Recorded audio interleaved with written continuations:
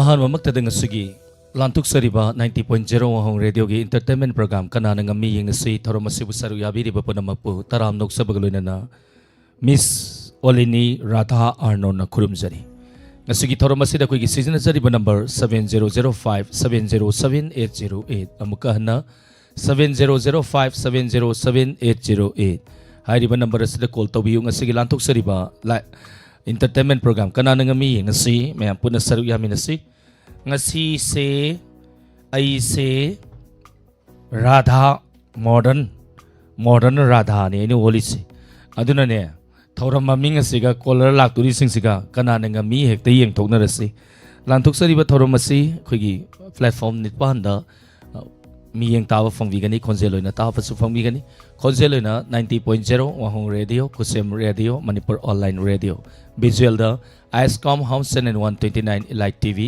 SK TV GTPL हरिब channel सिंग असिदा ngasiगी लांथोकसरिबा एंटरटेनमेंट प्रोग्राम थौरम सरुक याबा फंगबिगनी लोइना ngasiगी लांथोकसरिबा थौरम असि थांगजा अमदा नोमा कतंग लांथोकसबा नुपा सिंगना नुपी साजबा दुगा नुपी सिंगना नुपा साजबा अमुक तंग लांथोकसबा प्रोग्राम अमनी मसीना कोईगी लाक्सरिबा रेवेन्यू खरगा दुगा तोंगान लाक्सरिबा रेवेन्यू खरगा पुंचन जरगा ngasi सुलेप लेतना अवाना तारबा सिंगदा mateeng pangzari मैम सपोर्ट तौमिनसी अदो नोइनाने योंग माली हाइगे हायु इरोई माली हाइगे हायु आर्नोन मानगे हाइगे हायु अइदी अदुम ओलिनी ओहि लेरनी नोइ कैदौगे हाइबनो अदुनी नत्रा अदुइदिने आई मथंगी कॉलर अहम कॉलर से लौकत्रिंगाइदने लाइव चाटिंग असिदी वारोबा यादेको लाइव चाट पाबई मतम लेते आई डायलॉग याम कन्न तौरी डायलॉग याम कन तम्मी अदुना डायलॉग की वारी सिमा टोक्सी अंकल लेते ngasiदी अंकल लेते हाय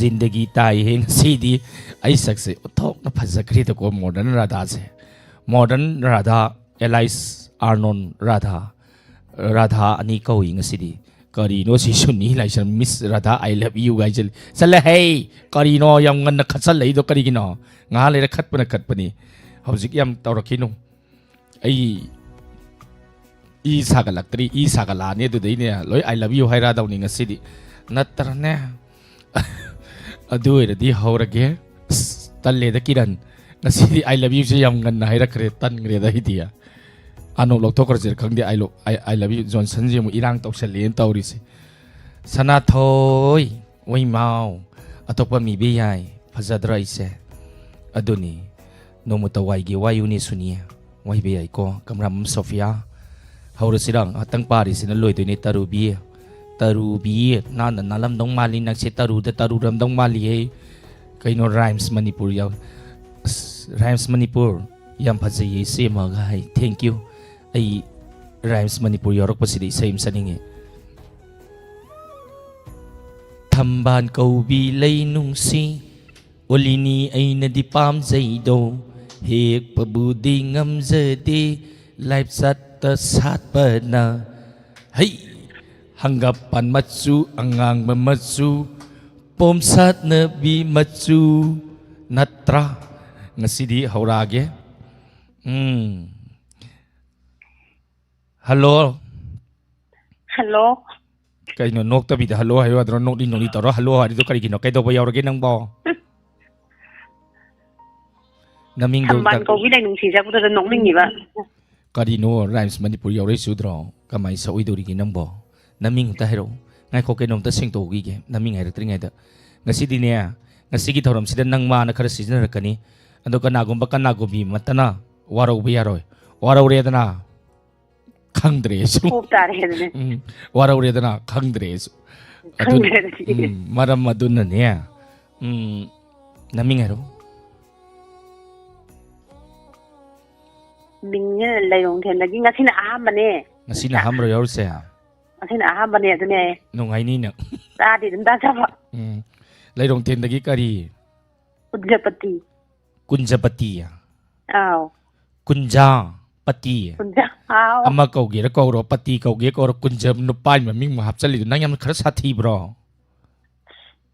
ai je khoi kano yaudaba nupa yaudaba adu makada adu ta na ban kauba i he ऐसे नई मॉडर्न राधा जे ngasi function ama lakpani wahong radio da adu yore adunang ꯑꯗꯣ ꯁꯨꯃꯥꯏꯅ ꯇꯧꯁꯤꯅꯦ ꯀꯩ ꯃꯊꯦꯜ ꯆꯥꯔꯒꯦ ꯉꯁꯤꯁꯤꯕꯣ ꯉꯁꯤꯁꯦ ꯀꯔꯤ ꯃꯊꯦꯜꯅꯣ ꯀꯣꯕꯤ ꯊꯣꯡꯉꯦ ꯑꯣꯜꯂꯤꯅꯤ ꯀꯣꯕꯤ ꯊꯣꯡꯉꯦ ꯑꯣꯜꯂꯤꯅꯤꯕ ꯐꯔꯦ ꯑꯗꯨꯗꯤ ꯑꯩꯈꯣꯏꯅꯤ ꯗꯥꯏꯂꯣഗ് ꯑꯝꯇꯪ ꯇꯧꯃꯤꯟꯅꯁꯤꯔꯣ ꯇꯧꯃꯤꯟꯅꯁꯦ ꯁꯨꯃꯥꯏꯅ ꯇꯧꯔꯁꯤ ꯅꯪꯅ ꯅꯨꯄꯥ ꯌꯥꯝ ꯁꯥꯊꯤꯕ ꯁꯥꯔꯣ ꯅꯠꯇꯦ ꯅꯨꯄꯥ ꯁꯥꯕꯗꯤ ꯅꯠꯇꯦ ꯅꯨꯄꯤ ꯑꯗꯨꯝ ꯁꯥꯔꯒꯦ ꯍꯥꯏꯔꯣ ꯁꯥꯔꯒꯦ ꯅꯨꯄꯤ ꯌꯥꯝ ꯇꯧ ꯉꯝꯕꯤ ꯃꯄꯨꯔꯣꯏꯕꯗ ꯄꯥꯈꯣꯟ ꯌꯥꯝꯅ ꯁꯤꯒꯟꯕꯤ ꯌꯥꯝ ꯍꯩꯉꯝ ꯇꯧꯉꯝꯕꯤ ꯅꯨꯄꯤ ꯑꯃ ꯁꯥꯔꯣ ꯑꯩꯅꯅꯦ ꯌꯥꯝꯅ ꯊꯣꯠꯆꯟ ꯅꯧꯖꯕꯤ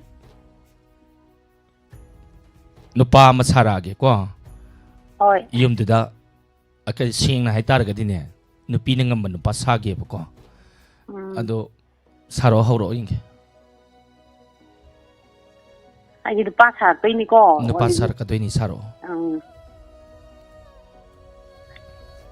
ꯃꯁꯤꯒꯤ ꯅꯨꯄꯥꯗꯤ ꯀꯔꯤꯅꯣ ꯃꯁꯤꯕꯨ ꯉꯁꯤꯒꯤ ꯆꯥꯛ ꯈꯔ ꯊꯣꯡꯉꯝꯃꯣ ꯑꯩ ꯂꯧꯕꯨꯛ ꯆꯠꯀꯦꯅ ꯍꯥꯏꯔꯒ ꯊꯣꯡꯉꯝꯗ꯭ꯔꯤꯁꯤꯕꯣ ꯑꯩ ꯂꯧꯀꯥꯔꯒ ꯆꯥꯛꯀ ꯊꯣꯡꯉ ꯄꯤꯖꯔꯣꯏꯗꯥ ꯃꯁꯤ ꯑꯣ ꯉꯝꯖꯗ꯭ꯔꯤ ꯅꯣꯏ ꯀꯩꯗꯧꯒꯦ ꯆꯥꯛ ꯊꯣꯡꯕ ꯑꯩꯉꯣꯟꯗ ꯆꯥꯛ ꯊꯣꯡꯉꯨꯒ ꯍꯥꯏꯖꯜꯂꯛꯏꯗꯨꯕꯣ ꯅꯣꯏ ꯀꯩꯗꯧꯕ ꯌꯥꯎꯔꯒꯦ ꯅꯣꯏꯅ ꯆꯥꯛ ꯊꯣꯡ ꯑꯗꯨ ꯌꯥꯝ ꯊꯣꯡꯅꯤꯡꯗ꯭ꯔꯤꯗꯨꯕꯣ ꯁꯦꯔꯥꯟ ꯇꯨꯔꯥꯟ ꯂꯥꯛꯏꯍꯦ ꯆꯤꯟꯒꯥꯏꯁꯦ ꯀꯩꯗꯧꯕ ꯌꯥꯎꯔꯒꯦꯕ ꯅꯣꯏꯅ ꯆꯥꯛ ꯊꯣꯡ ꯇꯜꯂꯤꯗꯣ ꯅꯨꯄꯤ ꯅꯣꯏꯅ ꯅꯠꯇꯦ ꯅꯨꯄꯥ ꯅꯣꯏꯅ ꯅꯣꯏ ꯊꯣꯡ ꯌꯥꯗ꯭ꯔꯣ ꯅꯨꯄꯥꯅ ꯆꯥꯛ ꯊꯣꯡꯕ ꯇꯜꯂꯦ ꯑꯩ ꯊꯕꯛ ꯆꯠꯇꯣꯔꯤ ꯀꯣ ꯍꯧꯖꯤꯛ ꯐꯪꯁꯟ ꯆꯠꯄꯒꯤꯅꯦ ꯖꯦꯝꯁ ꯍꯣꯏ ꯃꯦꯝꯗꯣꯟ ꯍꯣꯏ ꯉꯥꯏꯗꯅ ꯂꯩꯔꯦ ꯗꯥꯏꯃꯟ ꯇꯤꯚꯤ ꯋꯥꯍꯣꯡ ꯔꯦꯗꯤꯑꯣꯗ ꯑꯩ ꯆꯠꯇꯣꯏꯅꯤ ꯃꯣꯏ ꯁꯦꯀꯨꯔꯤꯇꯤ ꯀꯤꯔꯟ ꯁꯥꯊꯤꯕꯗꯣ ꯂꯩꯔꯝꯒꯅꯤ ꯉꯁꯤꯗꯤ ꯀꯤꯔꯟꯗ ꯏꯔꯥꯡ ꯇꯧꯁꯟꯒꯦ ꯑꯗꯣ ꯂꯣꯏꯔꯕꯣ ꯀꯩꯅꯣ ꯗꯥꯏꯂꯣꯛꯇꯨꯕꯣ ꯑꯩ ꯂꯣꯏꯁꯜꯂꯒꯦ ꯑꯣꯜꯂꯤꯅꯤ ꯗꯥꯏꯂꯣꯛꯇꯣ ꯌꯥꯝ ꯇꯦꯜꯂꯤꯍꯦ ꯀꯔꯤꯅꯣ ꯌꯥꯝ ꯇꯦꯟꯅ ꯉꯁꯤ ꯈꯛ ꯐꯪꯕꯅꯤꯅ ꯉꯁꯤ ꯇꯦꯟꯅ ꯇꯧꯔꯒꯦ ꯁꯥꯡꯅ ꯍꯦꯛ ꯇꯧꯔꯧꯅꯤ ꯀꯩꯅꯣ ꯈꯪꯗꯦꯅꯦ ꯑꯩꯗꯤ ꯑꯃ ꯍꯥꯏꯔꯛꯀꯦꯀꯣ ꯑꯥꯎ ꯃꯣꯏ ꯇꯥꯃꯣ ꯍꯥꯎ ꯃꯣꯏ ꯇꯥꯃꯣ ꯅꯪꯁꯤ ꯎꯔꯒꯅꯦ ꯁꯨꯝ ꯐꯨꯅꯤꯡꯉꯩꯁꯤ ꯀꯩꯒꯤꯅꯣ ꯐꯠꯇꯕꯒꯤ ꯑꯩꯅꯗꯤꯅꯦ ꯐꯔꯦꯅꯦ ꯑꯗꯨꯗꯤ ꯗꯥꯏꯂꯣꯛ ꯑꯃꯒ ꯁꯝꯃꯛꯀꯦꯀꯣ ꯑꯥꯎ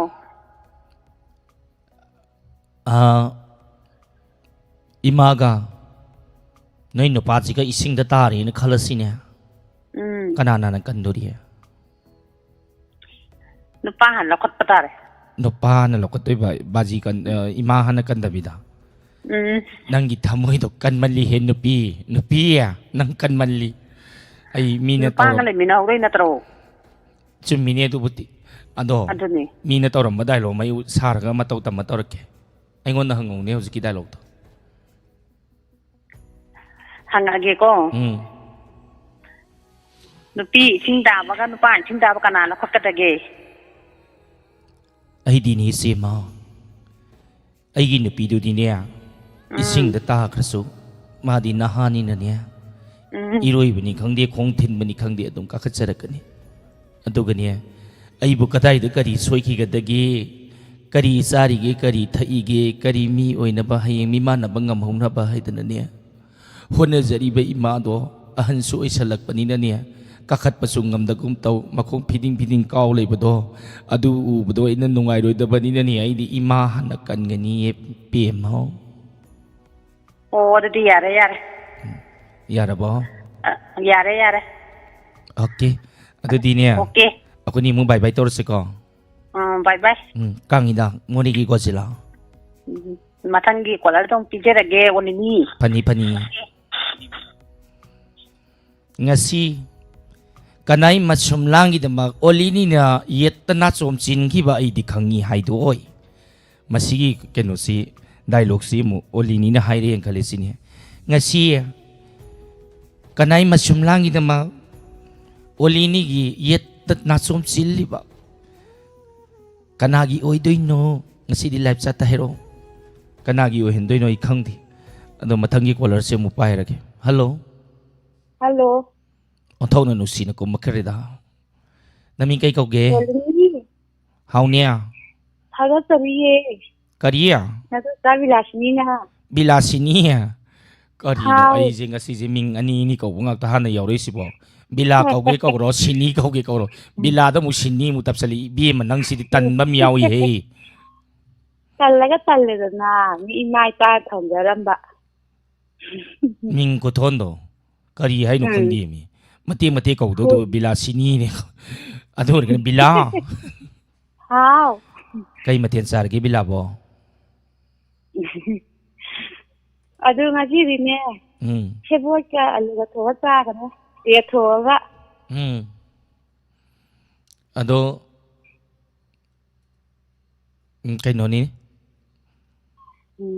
ꯀꯩ ꯎꯠꯇꯣꯏꯅꯣ ꯗꯥꯏꯂꯣꯛ ꯎꯝ ꯍꯧꯔꯛꯄ ꯌꯥꯔꯕꯣ ꯍꯥ ꯋꯥꯂꯝꯅꯤ ꯍꯧꯔꯛꯄ ꯌꯥꯔꯤ ꯍꯧꯔꯣ ꯍꯧꯔꯒꯦ ꯑꯣ ꯏꯃꯥ ꯑꯁ ꯀꯩꯅꯣ ꯑꯩꯈꯣꯏ ꯃꯥꯁꯦ ꯁꯨꯡꯆꯥ ꯇꯥꯗꯦ ꯑꯍꯟꯒ ꯑꯣꯏꯁꯜꯂꯛꯄꯅꯦ ꯑꯩꯕꯨꯅꯦ ꯃꯥꯅ ꯂꯤꯅ ꯄꯣꯛꯄꯤꯔꯝꯗꯅ ꯏꯃꯥꯁꯦ ꯍꯟꯅꯨꯔꯦ ꯑꯩꯅ ꯂꯩꯁꯥꯔꯤꯉꯩꯁꯤꯗ ꯀꯔꯤꯅꯣꯅꯦ ꯅꯪꯅ ꯃꯨꯔꯨꯝ ꯁꯣꯟꯗꯨꯕꯣ ꯏꯃꯥꯒꯤ ꯏꯕꯦꯝꯃ ꯏꯃꯥꯗꯤ ꯀꯗꯥꯏ ꯆꯠꯂꯨꯕꯅꯣꯕ ꯑꯩꯅꯦ ꯊꯦꯡꯉꯛꯑꯦ ꯑꯩꯈꯣꯏ ꯏꯅꯝꯃꯅ ꯆꯥꯛ ꯊꯣꯡꯕꯗꯣ ꯊꯦꯡꯂꯦ ꯑꯩ ꯆꯥꯛ ꯑꯝꯇ ꯆꯥꯔꯔꯣꯏ ꯑꯩꯅꯦ ꯀꯣꯂꯦꯖ ꯆꯠꯂꯨꯈꯤꯒꯦ ꯏꯃꯥ ꯑꯦ ꯀꯩꯅꯣꯅꯦ ꯆꯥꯛ ꯆꯥꯔꯒꯦ ꯍꯥꯏꯔꯤꯕꯣ ꯑꯣꯅꯦ ꯑꯩ ꯍꯣꯔꯦꯟ ꯍꯜꯂ ꯆꯥꯔꯒꯦ ꯑꯩ ꯍꯧꯖꯤꯛ ꯀꯩꯅꯣꯈꯔ ꯆꯥꯁꯟꯈꯔꯦ ꯏꯃꯥ ꯅꯪ ꯈꯔ ꯒ꯭ꯌꯥꯟ ꯇꯥꯎꯀꯣ ꯑꯍꯟꯒ ꯑꯣꯏꯁꯜꯂꯛꯄꯅꯦ ꯍꯌꯦꯡꯅꯦ ꯅꯌꯥ ꯅꯨꯄꯥꯒꯗꯣ ꯃꯁꯛ ꯈꯪꯈꯤꯔꯣꯏ ꯀꯔꯤꯅꯣ ꯏꯀꯥꯏ ꯌꯥꯝ ꯈꯪꯗꯦꯅꯦ ꯃꯁꯤ ꯉꯥꯡꯁꯤ ꯏꯃꯥ ꯍꯧꯖꯤꯛ ꯃꯇꯝꯗꯕꯨ ꯏꯀꯥꯏ ꯈꯪꯅꯔꯤꯕ꯭ꯔꯣ ꯏꯃꯥ ꯏꯃꯥꯏꯄꯦꯝꯃ ꯍꯌꯦꯡꯅꯦ ꯃꯤ ꯃꯌꯨꯝꯗ ꯂꯩꯔꯒꯅꯦ ꯇꯧ ꯉꯝꯃꯤꯒꯗꯤ ꯑꯣꯟꯒꯅꯨꯀꯣ ꯏꯕꯦꯝꯃ ꯏꯁ ꯃꯤꯅꯗꯤ ꯍꯦꯟꯗꯟ ꯌꯥꯄꯣꯠꯇꯦ ꯑꯩ ꯃꯤꯉꯣꯟꯗꯗꯤ ꯂꯥꯜꯂꯣ ꯍꯣ ꯐꯔꯦ ꯆꯠꯂꯣ ꯒ꯭ꯌꯥꯟ ꯇꯥꯅ ꯀꯤꯔ ꯆꯠꯂꯨꯀꯣ ꯃꯇꯝ ꯐꯠꯇꯕꯅꯦ ꯉꯟꯅ ꯍꯜꯂꯛꯎ ꯑꯣ ꯏꯃꯥ ꯐꯔꯦ ꯆꯠꯂꯦ ꯒ꯭ꯌꯥꯟ ꯇꯥꯅ ꯂꯩꯔꯝꯃꯨ ꯃꯧꯒ ꯈꯠꯅꯒꯅꯨꯀꯣ ꯍꯣ ꯁꯥ ꯂꯣꯏꯖꯔꯦ ꯌꯥꯝ ꯐꯖꯈ꯭ꯔꯦ ꯑꯗꯣꯝꯒꯤ ꯗꯥꯏꯂꯣꯛ ꯇꯥꯔꯨꯕꯗꯒꯤ ꯊꯃꯣꯏꯒꯥꯏꯁꯦ ꯃꯍꯤ ꯆꯦꯜꯂꯦ ꯅꯠꯇ꯭ꯔꯥ ꯃꯍꯤ ꯆꯦꯜꯂꯦ ꯆꯦꯟꯕꯔꯥ ꯏꯆꯦ ꯑꯣꯏꯔꯅꯤꯌꯦ ꯅꯪ ꯄꯦꯜꯂꯦꯀꯣ ꯈꯣꯆꯟꯗ ꯆꯦꯟꯗ꯭ꯔꯕ ꯕꯥꯏ ꯕꯥꯏ ꯑꯣꯏꯔꯁꯤꯀꯣ ꯅꯪꯒꯤ ꯑꯗꯨꯗꯤ ꯈꯣꯆꯟꯗ ꯆꯦꯜꯂꯒ ꯑꯩ ꯀꯣꯏꯆꯦꯟ ꯍꯟꯗꯛꯀꯤ ꯆꯦꯟꯒꯦꯀꯣ ꯄꯥꯎ ꯅꯨꯡꯉꯥꯏꯕ ꯑꯝꯇ ꯇꯥꯏ ꯀꯔꯤ ꯄꯥꯎ ꯇꯥꯔꯤꯅꯣ ꯏꯃꯥ ꯏꯆꯥ ꯅꯨꯄꯥ ꯃꯁꯛ ꯐꯖꯕ ꯑꯃ ꯐꯪꯉꯦꯗꯥꯏꯅꯦ ꯑꯥꯎ ꯑꯩ ꯃꯥꯟꯕ ꯑꯃ ꯑꯣ ꯐꯔꯦ ꯐꯔꯦ ꯏꯆꯦ ꯑꯣꯏꯔꯅꯤ ꯗꯥꯏꯂꯣꯛ ꯐꯖ ꯇꯧꯔꯣ ꯅꯨꯡꯇꯤꯒꯤ ꯇꯥꯔꯤꯅꯤ ꯑꯅꯧ ꯂꯧꯊꯣꯛꯈ꯭ꯔꯦ ꯑꯗꯨꯏꯗꯤꯅꯦ ꯊꯝꯂꯒꯦ ꯁꯥ ꯑꯗꯨꯏꯗꯤꯅꯦ ꯑꯩ ꯍꯧꯔꯛꯑꯒꯦꯀꯣ ꯍꯧꯔꯣ ꯊꯝꯂꯒꯦ ꯐꯔꯦ ꯃꯌꯥꯝꯗ ꯀꯩꯒꯨꯝꯕ ꯑꯝꯇꯪꯒ ꯍꯥꯏꯖꯒꯦ ꯑꯁꯤꯒꯤ ꯂꯥꯟꯊꯣꯛꯆꯔꯤꯕ ꯏꯟꯇꯔꯇꯦꯟꯃꯦꯟ ꯄ꯭ꯔꯣꯒ꯭ꯔꯥꯝ ꯀꯅꯥꯅ ꯉꯝꯃꯤ ꯌꯦꯡꯉꯁꯤ ꯍꯞꯇꯥ ꯑꯃꯗ 1 week ꯍꯥꯏꯕ ꯇꯥꯏ ꯁꯇꯔꯗꯦ ꯑꯃꯗ ꯏꯃꯥ ꯏꯕꯦꯜꯁꯤꯡ ꯑꯍꯜ ꯂꯃꯟꯁꯤꯡ ꯇꯣꯉꯥꯟꯕ ꯚꯤꯌꯨꯔꯁꯤꯡ ꯉꯥꯏꯍꯥꯛꯇ ꯑꯣꯏꯔꯁꯨ ꯄꯣꯊꯥꯕꯤꯅꯕ ꯅꯨꯄꯥ ꯑꯣꯏꯕ ꯑꯦꯡꯀꯔꯁꯤꯡꯅ ꯅꯨꯄꯤ ꯁꯥꯕ ꯑꯗꯨꯒ ꯅꯨꯄꯤ ꯑꯣꯏꯕ ꯑꯦꯡꯀꯔꯁꯤꯡꯅ ꯅꯨꯄꯥ ꯁꯥꯕ ꯊꯥꯡꯖ ꯈꯨꯗꯤꯡꯒꯤ ꯂꯦꯞꯇꯅ ꯆꯠꯊꯔꯤꯕ ꯏꯟꯇꯔꯇꯦꯟꯃꯦꯟ ꯄ꯭ꯔꯣꯒ꯭ꯔꯥꯝ ꯀꯅꯥꯅ ꯉꯝꯃꯤ ꯌꯦꯡꯉꯁꯤ ꯃꯁꯤꯗ ꯂꯥꯛꯄ ꯔꯤꯚꯤꯅ꯭ꯌꯨ ꯑꯃꯗꯤ ꯇꯣꯉꯥꯟꯕ ꯊꯧꯔꯝ ꯑꯁꯤꯗ ꯄꯥꯡꯕꯤꯔꯛꯄ ꯑꯗꯨꯒ ꯉꯁꯤꯒꯤ 90.0 ꯋꯥꯍꯣꯡ ꯔꯦꯗꯤꯑꯣꯗ ꯑꯃꯗꯤ ꯂꯥꯟꯊꯣꯛꯆꯔꯤꯕ ꯊꯧꯔꯝꯁꯤꯡ ꯑꯁꯤꯗ ꯂꯥꯛꯄ ꯔꯤꯚꯤꯅ꯭ꯌꯨ ꯈꯔꯒ ꯄꯨꯟꯁꯤꯟꯖꯔꯒ ꯉꯁꯤꯁꯨ ꯏꯔꯝꯗꯝ ꯑꯁꯤꯗ ꯑꯃꯗꯤ ꯇꯣꯉꯥꯟꯕ ꯍꯧꯈꯤꯕ ꯃꯦꯒꯤ ꯇꯥꯡ 3 ꯃꯅꯤꯄꯨꯔ ꯏꯔꯝꯗꯝ ꯑꯁꯤꯗ ꯂꯩꯈꯤꯗ꯭ꯔꯤꯕ ꯑꯊꯧꯕꯁꯤꯡ ꯑꯃꯗꯤ ꯑꯋꯥ ꯑꯅꯥ ꯇꯥꯔꯕ ꯏꯃꯨꯡꯁꯤꯡꯗ ꯂꯦꯞꯇꯅ ꯃꯇꯦꯡ ꯄꯥꯡꯖꯔꯤꯕ ꯆꯦꯅꯦꯜ ꯑꯃꯅꯤ ꯃꯔꯝ ꯑꯗꯨꯅ ꯃꯌꯥꯝ ꯁꯞꯄꯣꯔꯠ ꯇꯧꯃꯤꯟꯅꯁꯤ ꯑꯗꯨꯅꯅꯦ ꯉꯥꯡꯅꯤꯡꯉꯩ ꯉꯥꯡꯅꯖꯔꯨꯁꯦ ꯐꯦꯁꯕꯨꯛꯇꯗꯤ ꯈꯔ ꯉꯥꯡꯕꯅꯦ ꯑꯗꯨꯝ ꯉꯥꯡꯁꯅꯣꯕꯀꯣ ꯅꯣꯏ ꯃꯥꯟꯅꯔꯨꯅꯨ ꯌꯦꯡꯅꯤꯡꯉꯛꯇ꯭ꯔꯦ ꯑꯗꯨ ꯀꯔꯤꯝ ꯈꯜꯂꯨꯅꯨꯀꯣ ꯑꯗꯨ ꯁꯔꯨꯛꯄꯨꯗꯤꯅꯦ ꯅꯣꯏꯅꯅꯦ ꯑꯩꯅ ꯉꯁꯥꯏ ꯍꯥꯏꯒꯤꯗꯣ ꯑꯥꯔꯅꯣꯟ ꯃꯥꯟꯒꯦ ꯃꯥꯜꯂꯦ ꯍꯥꯏꯌꯨ ꯕꯨꯁꯂꯤ ꯃꯥꯟꯒꯦ ꯃꯥꯜꯂꯦ ꯍꯥꯏꯌꯨ ꯅꯣꯏ ꯑꯗꯨꯗ ꯈꯪꯗꯦ ꯑꯩꯈꯣꯏ ꯏꯃꯥ ꯏꯕꯦꯟ ꯍꯔꯥꯎꯔ ꯂꯣꯏꯔꯦ ꯅꯠꯇ꯭ꯔꯅꯦ ꯄꯨꯔꯥ ꯖꯤꯟꯗꯒꯤ ꯇꯥꯏ ꯐꯦꯁꯕꯨꯛꯁꯨ ꯃꯤ ꯀꯟꯅ ꯌꯥꯝꯈꯠꯂꯛꯏ ꯌꯥꯝꯅ ꯀꯟꯅ ꯅꯨꯡꯉꯥꯏꯈꯠꯂꯛꯏ ꯄ꯭ꯔꯣꯒ꯭ꯔꯥꯝ ꯇꯧꯕ ꯃꯊꯪ ꯀꯣꯂꯔ ꯄꯥꯏꯊꯣꯛꯀꯦ ꯍꯜꯂꯣ ꯀꯣꯜ ꯇꯠꯊꯣꯛꯈꯤꯕ ꯑꯣꯏꯔ ꯃꯥꯅꯤ ꯀꯣꯜ ꯄꯥꯏꯔꯛꯄꯒ ꯀꯃꯥꯏꯅ ꯇꯧꯅꯤ ꯔꯣꯃꯤꯇꯥ ꯁꯅꯥꯁꯝꯁꯤꯗꯤ ꯀꯃꯥꯏꯅ ꯇꯧꯅꯤ ꯃꯊꯪ ꯀꯣꯂꯔꯁꯦ ꯑꯃꯨꯛꯇꯪ ꯄꯥꯏꯈꯠꯀꯦꯀꯣ ꯍꯜꯂꯣ ꯃꯤꯡ ꯑꯃꯗꯤꯅꯦ ꯄꯣꯛꯅꯐꯝ ꯂꯝꯗꯝ ꯁꯅꯥ ꯂꯩꯄꯥꯛ ꯃꯅꯤꯄꯨꯔ ꯀꯔꯝꯕ ꯃꯐꯝꯗ ꯄꯣꯛꯄꯤꯒꯦ ꯁꯣꯝꯕꯣ ꯍꯣꯏꯃ ꯍꯥꯏꯌꯨ ꯆꯥꯎꯂꯤꯅꯤ ꯅꯔꯣꯟ ꯁꯦꯡꯉꯨ ꯏꯆꯟ ꯒꯨꯅꯣꯒꯤ ꯏꯃꯥ ꯀꯨꯟꯁꯦꯁꯣꯔꯤꯅꯦ ꯀꯔꯤꯅꯣ ꯃꯤ ꯅꯣꯏꯕꯣ ꯃꯤꯡꯗꯣ ꯑꯃꯃꯝ ꯈꯛꯇ ꯀꯧ ꯌꯥꯗ꯭ꯔꯃꯤ ꯅꯣꯏꯕꯣ ꯀꯨꯟꯖꯦ ꯀꯧꯒꯦ ꯀꯧꯔ ꯁꯣꯔꯤ ꯀꯧ ꯑꯅꯤ ꯊꯣꯛꯄꯤ ꯉꯥꯛꯇ ꯉꯁꯤꯗꯤ ꯀꯔꯤꯅꯣ ꯈꯪꯗ꯭ꯔꯦ ani thokpi ngakta heta aidi ꯀꯨꯟꯖꯦꯁꯤꯅ ꯄꯥꯕꯨꯡꯅ ꯊꯣꯟꯕ ꯁꯣꯔꯤꯁꯤꯅ ꯏꯃꯥꯅ ꯊꯣꯟꯕ khonjen du sori senjam man ge tori ni pari ne kunje sori kari mathen sar ge ꯄꯥꯟꯒ ꯍꯋꯥꯏꯖꯥꯔꯒ ꯊꯣꯡꯉꯦ adudi yam hawa mathil ni ko pan ga hawai jar gi mathen sidi ne noi khangdri aidi ne sade ꯑꯗꯨꯒ ꯄꯥꯈꯣꯟꯒꯅꯦ ꯐꯗꯤꯒꯣꯝꯁꯨ ꯊꯥꯛꯆꯜꯂꯦ ꯍꯩꯔꯕꯣꯞꯁꯨ ꯊꯥꯛꯆꯜꯂꯦ ꯁꯤꯡꯁꯨ ngasi gi ne makeup tawbi wari liro ro ꯍꯥ makeup tawgi bai wari liro ro mati ma ꯂꯤꯔꯣ ꯂꯤꯔꯣ ꯁꯛꯇꯤ ꯌꯥꯝ ꯐꯖꯩꯌꯦ ꯏꯆꯥꯒꯤ ꯑꯗꯨ ꯍꯦꯛꯇ ꯇꯧꯔꯛꯏꯅꯦ ꯃꯩꯁꯦ ꯅꯣꯛꯄꯗꯁꯨ ꯁꯤꯔꯦ ngasi gi makeup tawbi wari si pungning nungsi sa ni dai di aidi ne thamoi ga se ting ting ting chongi kaino haibada ne ngasi si aigi nupi du na phamong de leiri du na hogalaga ni aigi sari se selai ni aduga sida yauri e makeup sat sat tawri mem do na ne aigi sigi sana se nama se phulle bako sigi iroi manga se isi na se phunba kari saptra no khangdi ni mem do na tawri du boy gi na kong sida mu aga thenta lai ni mi gi hoda ba na ton do na ti ni na kong do ai si gi tor mi wai ma ai nupi sa ba kuding na je sum hut lai de ai si da ni bi man hai ram ma ba ni na aduga sam se mana na hat la kan pi dei mem do na 이마이 굽하자마 와우 마탕기 농마이 마탕기 탄저기 이로이 망하기 사람 틀라니 아이나 iroi manga gi ya 응 thilo 나칼람나 사무 망아 나칼람나 이로이 망아 adu ya mandro nang jo karino nupi khoi di ne sana ne bo ha ra di ne karino san manga oi gi daram manga oi gi samu manga oi gi si ra gi le ram ni aduga ni sing ta sokpi ru cho ga na khoi gi pamu ba nusi ba du na ga haira ba khoi di sak khai ra khumbi karino hakchang nongai ti nang so ya dro ga han hai bi ni khoi di khangi na 사나제 부봉 감자들에 가리노 아이고다 뻥터다 톡다리 두보 나콧 반드로 aduni 하요 aduni an mai na hekta hai ge ko phari adu kayut ke hai no 아이브로 가리 울로 하노 asi moi go da hangi ni kari ingjang sa gi hang ga kari mathe no inga sai sa gi do ai gum ni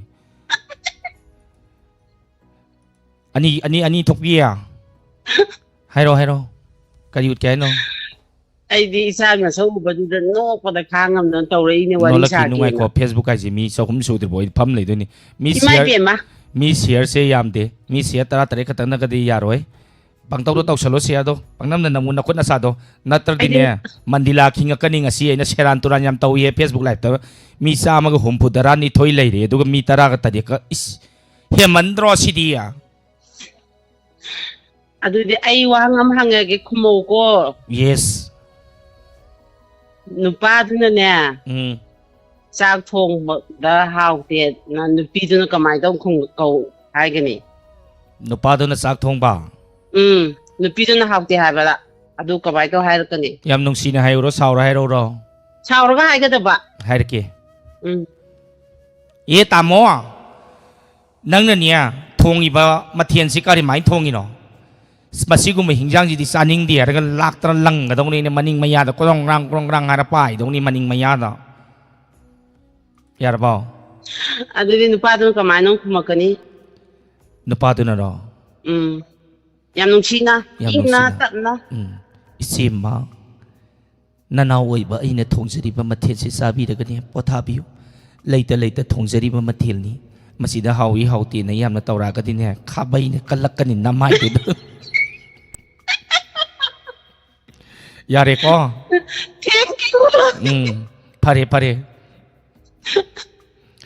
aduni kari no khangdi mi yam nungai ri ngasi gi program se di phamgi dori mi pung 12 bo phamge ke do jaru ni ge asem ni ru kan no kano share do kha kan na share 50 su le mi oi mai kai isai em sak to ke nga le raga share 50 su ram ni ne 70 hek su ba gani ai isai sal kani emily zabi na is pang thara thagali only ni gi masak se yam phajai na phami sino olen arno ni di khangdri ba noina ai ne nupi sum sa bai wa ni ko ꯑꯁꯦꯡꯕꯗꯗꯤ ꯌꯥꯝ ꯁꯥꯊꯤꯕ ꯅꯨꯄꯥꯅꯤ ꯍꯦ hello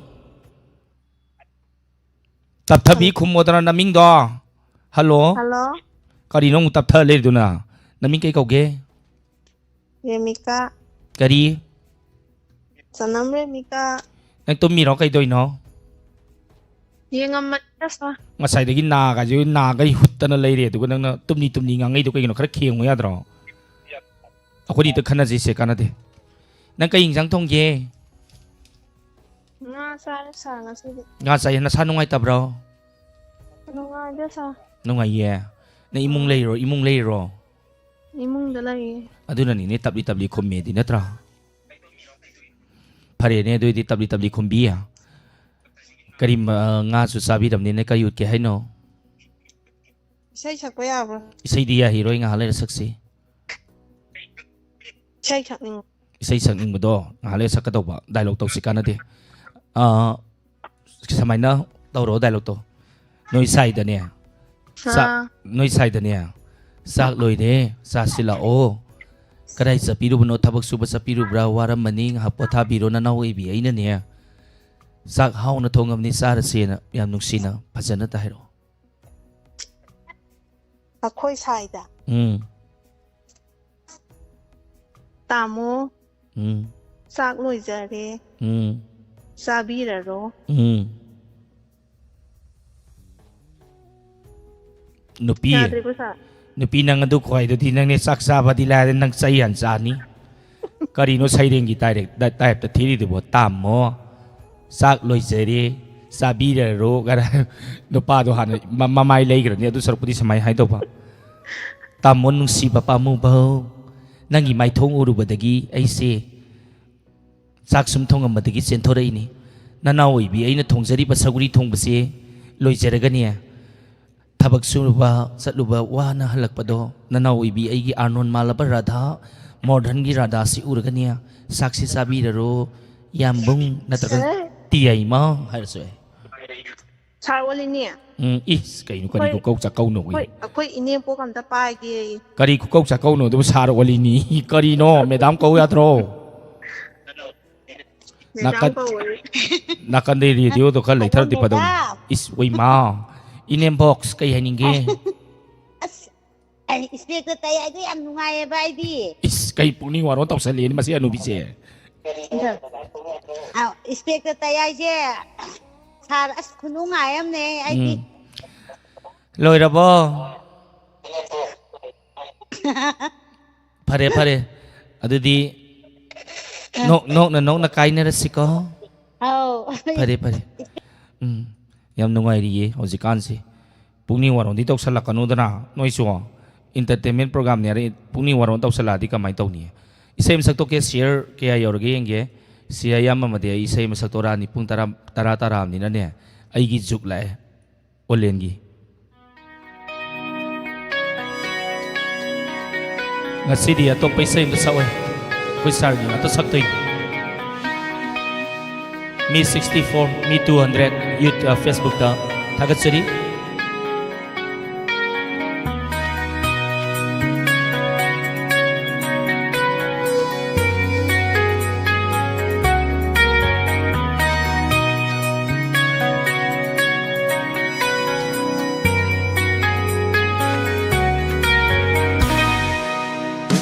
mayam dance toksi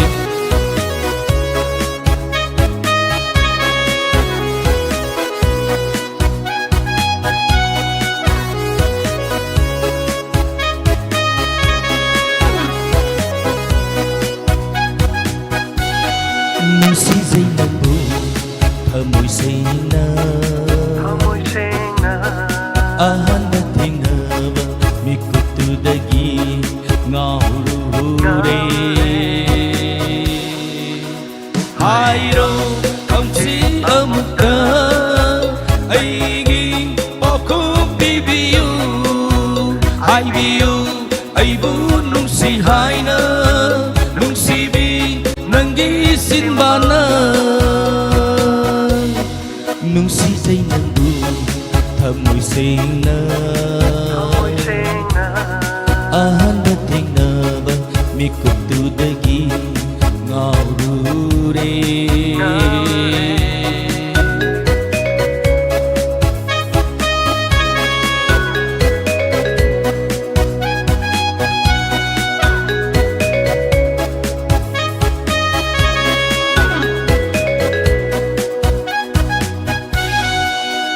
Manglan ay bang anida Nang udu na talay de Manglan ay bang anida Nang udu na talay de Aigi hinaktalat piro Nang na punsigi oy na Aigi hinaktalat piro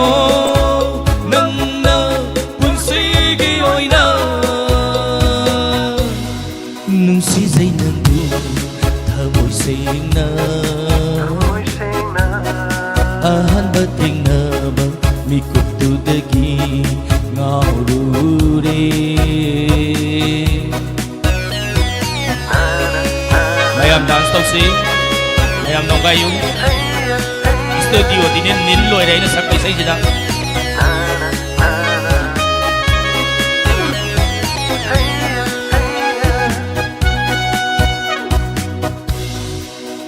Nangi nungsiba minokta ngao re ai di pu ngao re Nangi nungsiba wahida pum sum hati re ai bu oi sage nang se ai tegi nang bu pun sigi oi na oi sage nang se ai tegi nang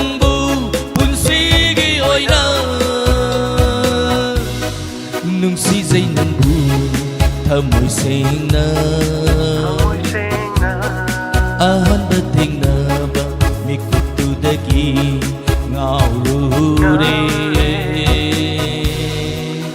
hai ro nung si amukta ai gi o kum biu ai biu ai bu nung si hai na nung si bi nang gi xin ba la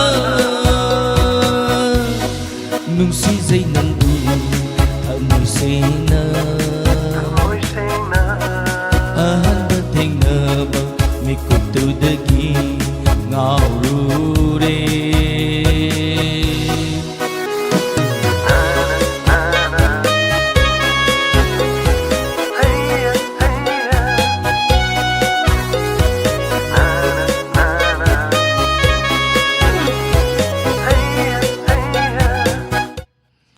ai ngau đi ko ai ngau đi ngay chỉ tên ai cái nào nôm xe lâu rồi ai yếm pa lâu tới đi nè xoay rồi ai cái sai xuống nè hay nè ibok là inam mà ra isi ra cái nôm đi xoay đến câu ra nè ai xe lâu đó bây giờ đó mất tầm nè the right time ai yếm pan cái right time nè anh tôi nè ai xe là cái ngay xe là cái nè cái nào nói nó thì tôi chỉ nào nó bám thì bám cái đó mà sắc phát ra bao hoàng sao bao lại su hay bao yêu yam thắc bao nát thì ni sa sa thì bám thì ấy kì maram lì maram mà tôi nói nè nó bị sớm sa bay quan như thế sa thì bay sang thì nói khăng ngồi u đề đó bám mồm xe khát tăng ta khát lắc yêu direct anon ra đào ở cái lăng si ở lì ní nó phàm mình nói ya đúng muốn là khăng aduna nè ha ai nong ni hakado re dai gi masak se sum uraga sibu itu isa no uraga ibu kari ni khalam dori no tori sibu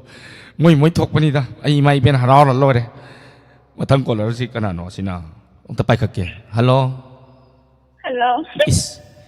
isi gi bi masibol hata hao ni nang pi yengo he ni na sa jam sa dei ji kai gino akhoi madang dar di khangaroi ngoi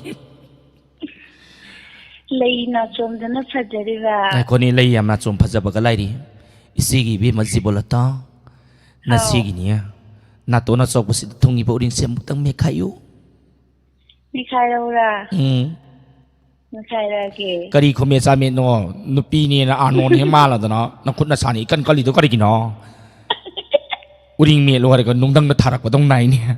거리 누비노 강디니 시보. 너 거리 마텐 싸르게. 시부도 당연히 이런 놈을 잘해. 내리 가루를 가버드면 분다우 잘해. 이스. 다레 나무가 타워가 잘해. 다레 all fry니네. 봄타워 아니 all fry. 바리네도 거이 우토이노. 이젠도 색깔하게 삭타로 하우로. 동안 라스미기 세인도 나도 던져렇게. 하우로 하우라기까. 닝바 가이베 이세이 살라디 지불라타 낭 주고티 사로 예나. 소라게. 까나기 동겐다보 리프니 올비 분시나 까나기 동겐다보 리프니 올비 분시나 Alim antau nungga kaga kanai mapundamu oi naloni numo padok cacanimba ipam landam nungchiba kanagi tongyandabo leploni Nimul olbi unsina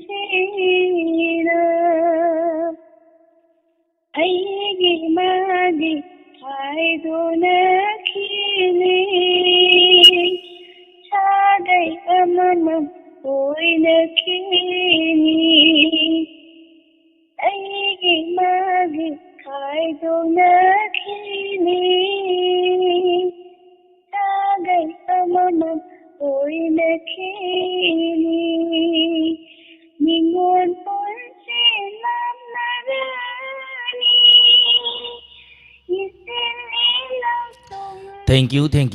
Yam pazana mati man jibolata na ne kanagi thungsin da le puni na saksal lakta na thamoi ga che mahi loi sen gre. Kari gi no ba jibolata nga sai na ina hagi tro. Ai gi ningba kai be sai ta di salaka nu masidi na thamoi se yam kai ri na hagi dra ba. Kari no khangdi masi ni pi se.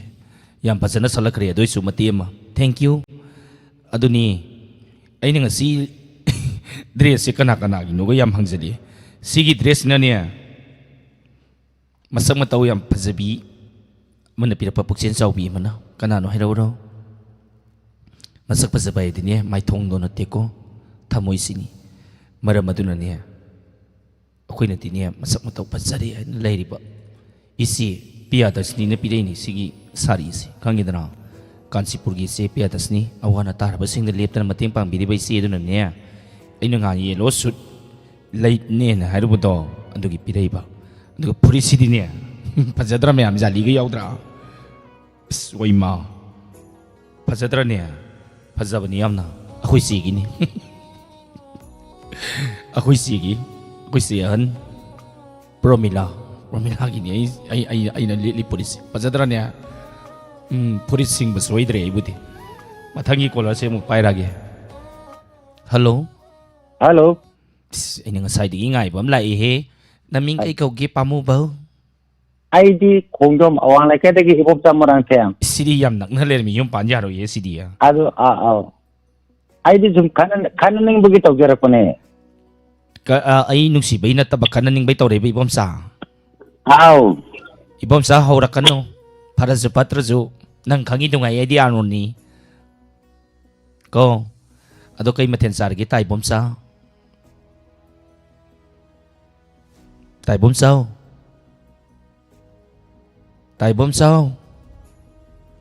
CD ne ID kai nom ningjang ka tore khunno hai bani khunno hai ba khundoira khulloi doiro khunno hai bani khunno tai bom cha mai than no wa hu ne dio mai mamme tai bom cha mai than no ta gi drama ni tai bom cha je tai bom cha mai than no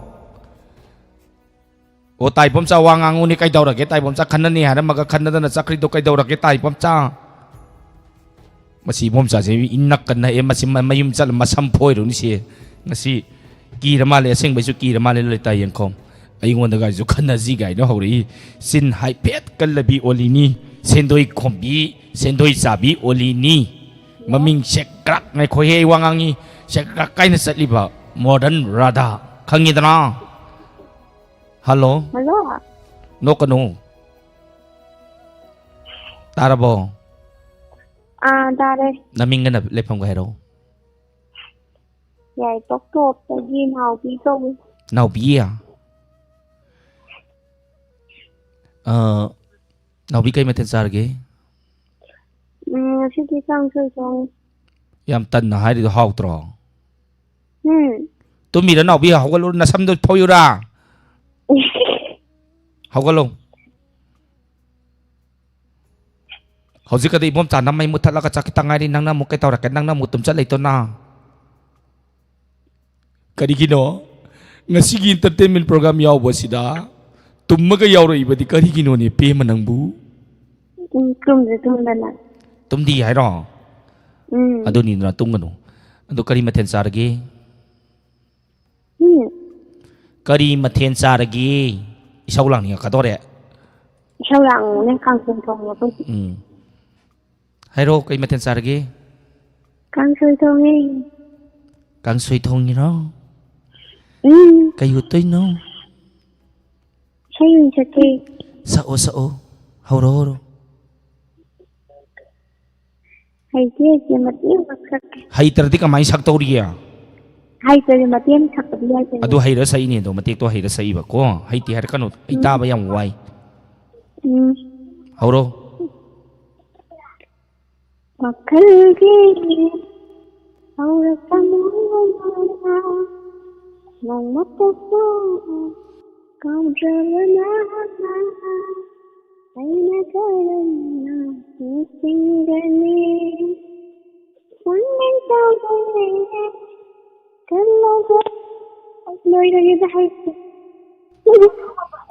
ꯌꯥꯝ ꯏꯀꯥꯏ ꯊꯤꯒꯜꯂꯤ ꯅꯪ ꯁꯤꯗꯤ ꯇꯜꯂꯤ ꯌꯥꯝ ꯐꯖꯅ ꯏꯀꯥꯏꯕꯅꯗꯤ ꯍꯩꯇꯕꯩꯅꯤ ꯃꯇꯦꯛ ꯑꯃꯁꯨ ꯌꯥꯝꯅ ꯐꯖꯅ ꯁꯛꯑꯝꯃꯦ ꯃꯪꯍꯥ ꯅꯨꯡꯉꯥꯏꯗꯧ ꯃꯥꯜꯂꯦ ꯅꯠꯇ꯭ꯔꯥ ꯃꯪ ꯅꯨꯡꯉꯥꯏꯅ ꯇꯨꯝꯕꯤꯌꯨꯀꯣ ꯃꯪꯍꯥ ꯅꯨꯡꯉꯥꯏꯅ ꯇꯨꯝꯕꯤꯌꯨꯀꯣ ꯐꯔꯦ ꯐꯔꯦ ꯀꯥꯡꯍꯤꯗ ꯃꯣꯔꯦꯒꯤ ꯒꯣꯖꯤꯂꯥꯗꯣ ꯀꯅꯥ ꯀꯅꯥ ꯂꯩ ꯑꯩꯈꯣꯏꯒꯤ ꯄꯥꯎꯗꯔ ꯇꯩꯅꯕ ꯁ꯭ꯄꯣꯟ ꯍꯥꯏꯕ꯭ꯔꯥ ꯀꯔꯤ ꯀꯧꯒꯦ ꯑꯗꯨꯕꯨ ꯁ꯭ꯄꯣꯟꯗꯣ ꯑꯃꯨꯛꯇꯪ ꯄꯣꯔꯛꯑꯣ ꯔꯤꯇꯁ ꯇꯧꯒꯦ ꯀꯅꯥꯅꯣꯝꯇ ꯄꯨꯕꯤꯔꯛꯎꯕ ꯔꯤꯇꯁ ꯇꯧꯅꯕꯗꯣ ꯄꯞꯇꯣ ꯑꯩꯈꯣꯏ ꯑꯅꯤꯕꯤꯗꯣ ꯑꯗꯨꯒ ꯃꯩꯔꯥꯕ ꯀ꯭ꯔꯤꯁꯅ ꯖꯔꯃꯒꯤ ꯔꯥꯙꯥ ꯑꯁꯦꯡꯕꯤꯅꯤ ꯃꯥꯅꯤ ꯑꯩꯁꯦ ꯉꯁꯤꯗꯤꯅꯦ ꯃꯣꯗꯔꯟꯒꯤ ꯔꯥꯙꯥꯅꯤ ꯀ꯭ꯔꯤꯁꯅ ꯊꯤ ꯂꯥꯛꯄꯅꯤ ꯀ꯭ꯔꯤꯁꯅꯗꯨ ꯀꯥꯏ ꯀꯥꯏ ꯆꯠꯈ꯭ꯔꯕꯅꯣ ꯈꯪꯗ꯭ꯔꯦ ꯑꯗꯨꯅꯅꯦ ꯀ꯭ꯔꯤꯁꯅ ꯃꯥꯡꯈꯤꯗꯅꯅꯦ ꯑꯩꯁꯦ ꯀꯪꯉꯥꯎꯅꯔ ꯂꯩꯔꯤꯅꯤ ꯑꯗꯨꯅꯅꯦ ꯅꯣꯏ ꯄ꯭ꯔꯣꯒ꯭ꯔꯥꯝ ꯇꯧꯅꯅꯦ ꯃꯤꯠ ꯃꯄꯥꯟꯁꯦ ꯌꯥꯗ꯭ꯔꯦ ꯔꯤꯇꯁꯇ ꯇꯧꯒꯦꯀꯣ ꯔꯤꯇꯁ ꯍꯥꯏꯁꯦ ꯁꯤꯅꯤ ꯑꯃꯨꯛꯀ ꯍꯟꯅ ꯀꯦꯁꯟꯕꯁꯦ ꯔꯤꯇꯁ ꯀꯧꯏ ꯁꯨꯃꯥꯏꯅ ꯀꯦꯁꯜꯂꯒ ꯐꯝꯗ꯭ꯔꯒꯗꯤ ꯋꯥꯎꯔꯦ ꯑꯗꯨꯅ ꯁꯨꯃꯥꯏꯅ ꯇꯧꯁꯤ ꯃꯊꯪꯒꯤ ꯀꯣꯂꯔꯁꯦ ꯄꯥꯏꯈꯠꯂꯛꯇ꯭ꯔꯤꯉꯩꯗꯅꯦ ꯔꯤꯇꯁ ꯇꯧꯈ꯭ꯔꯦ ꯃꯁꯛ ꯍꯦꯟꯅ ꯐꯖꯊꯣꯛꯑꯝꯃꯅꯤ ꯔꯣꯃꯤꯌꯣ ꯅꯤꯉꯣꯝꯕꯝ ꯑꯥꯏ ꯂꯚ ꯌꯨ ꯏꯁ ꯑꯩ ꯁꯣꯏꯗꯤ ꯁꯝ ꯐꯣꯏꯒꯤ ꯇꯥꯔꯦ hello Hello, Miss Olini. Good evening. Good ꯅꯪ ꯑꯗꯨ ꯀꯧꯗꯨꯅꯤ ꯑꯩꯅ ꯇꯥꯅꯤꯡꯉꯤꯁꯦ ꯃꯦꯗꯥꯝꯒ ꯀꯧꯔꯛꯄꯁꯤꯗꯤ ꯑꯩꯈꯣꯏꯗꯤ ꯌꯨꯝ ꯄꯥꯜꯂꯕꯤ ꯃꯥꯟꯗ꯭ꯔꯣ ꯆꯤꯜꯂꯤꯕ ꯅꯥꯆꯣꯝꯁꯤꯒ ꯃꯣꯏꯅ ꯀꯧꯔꯛꯏꯗꯨꯒ ꯃꯤꯡꯗꯥꯗꯨꯒ ꯌꯥꯝ ꯆꯥꯟꯅꯗꯦꯕ ꯅꯠꯇ꯭ꯔꯅꯦ Miss Umada, Perodigi, Onba Kuidriba Binausu Mali, Edum. ꯀꯩꯅꯣ ꯑꯩꯈꯣꯏꯁꯦ ꯈꯪꯗ꯭ꯔꯤꯕꯣ ꯅꯪ Hangina. ꯈꯪꯉꯕꯣ Ow. ꯏꯁ ꯀꯩꯅꯣ ꯍꯥꯏꯔꯛꯏꯌꯦ ꯁꯣꯝꯅ ꯃꯤꯂꯟ ꯀꯛꯆꯤꯡꯅ ꯀ꯭ꯔꯤꯁꯅ ꯄꯣꯛꯇ꯭ꯔꯤ ꯄꯨꯡ 12ꯗ ꯄꯣꯛꯇꯣꯏꯅꯤ ꯄꯣꯛꯇ꯭ꯔꯤ ꯄꯨꯡ 12ꯗ ꯄꯣꯛꯇꯣꯏꯅꯤ ꯔꯥꯙꯥꯁꯤ ꯑꯦꯗꯚꯥꯟꯁ ꯍꯥꯟꯅ ꯊꯣꯛꯂꯛꯏꯅꯦꯍꯦ ꯄꯣꯛꯇ꯭ꯔꯁꯨ ꯀꯩꯅꯣꯅꯦ ꯑꯗꯣ ꯑꯩꯈꯣꯏ ꯒꯨꯝꯕꯤꯁꯤ ꯈꯪꯗ꯭ꯔꯤ ꯍꯥꯏꯔꯣ Hangida, Miss. ꯑꯩꯈꯣꯏ ꯒꯨꯝꯕꯤꯁꯦ ꯈꯪꯉꯝꯃꯁꯨ ꯑꯃꯨꯛꯇꯪ ꯅꯤꯡꯁꯤꯡꯉꯛꯀꯦ ꯇꯥꯁꯜꯂꯨ ꯑꯩꯈꯣꯏ ꯒꯨꯝꯕꯤꯁꯦ ꯕꯤ ꯐꯨꯝ ꯀꯧꯏ ꯁꯥꯕ ꯂꯣꯏꯗ꯭ꯔꯤꯕꯤ ꯁꯨꯃꯥꯡ ꯂꯤꯂꯥ ꯌꯦꯡꯗ꯭ꯔꯣ ꯁꯨꯃꯥꯡ ꯂꯤꯂꯥꯗꯅꯦ ꯁꯥꯔꯤꯕꯁꯤꯡꯗꯨꯅ ꯁꯥꯕ ꯂꯣꯏꯔꯕ ꯕꯤꯐꯨꯝ ꯑꯩꯈꯣꯏꯅ ꯀꯥꯕꯨꯛ ꯀꯥꯕꯨꯛ ꯑꯣꯜꯂꯛꯄꯗ ꯉꯥꯏꯔꯤꯕ ꯕꯤꯐꯨꯝ ꯈꯪꯉꯤꯗꯅ Oh, Hangin, Miss. ꯃꯁꯤ ꯑꯩꯈꯣꯏꯕꯨꯅꯤ ꯑꯅꯤ ꯊꯣꯛꯄꯤ ꯍꯥꯏꯁꯤ ꯒ꯭ꯌꯥꯟ ꯇꯥꯕ꯭ꯔꯥ Tajare. ꯉꯁꯥꯏꯗꯩꯗꯤ ꯋꯥꯔꯤꯗꯤ ꯁꯥꯟꯅꯔꯦ ꯅꯃꯤꯡꯗꯤ ꯍꯥꯏꯔꯛꯇꯦ ꯀꯩꯅꯣ ꯈꯪꯗꯦ ꯕꯨꯠꯀ ꯋꯥꯔꯤ ꯁꯥꯟꯅꯔꯦꯅꯦ ꯑꯩꯗꯤ naming kari Ay, ikaw kaugi nagtingalin eh. naming kari kaugi Saray, sorry. sorry Hmm. sorry Sa aro ning TV. Yari ko digi. ning TV ang Aw. nasak yam pajaramdaw mali yam ning thiramdaw mali nang si ning TV Aw. Fazay. pare ni ning TV imana niya nang na yahu thengaga niya ano ka lawtok eda dialogue si toram dai si nang na niya yahu ga thenga kanda imana lang po isaw kulang do ang tanglang hong ni yengi As, ay mo tawag na rin eh. tau ga daw ni hauro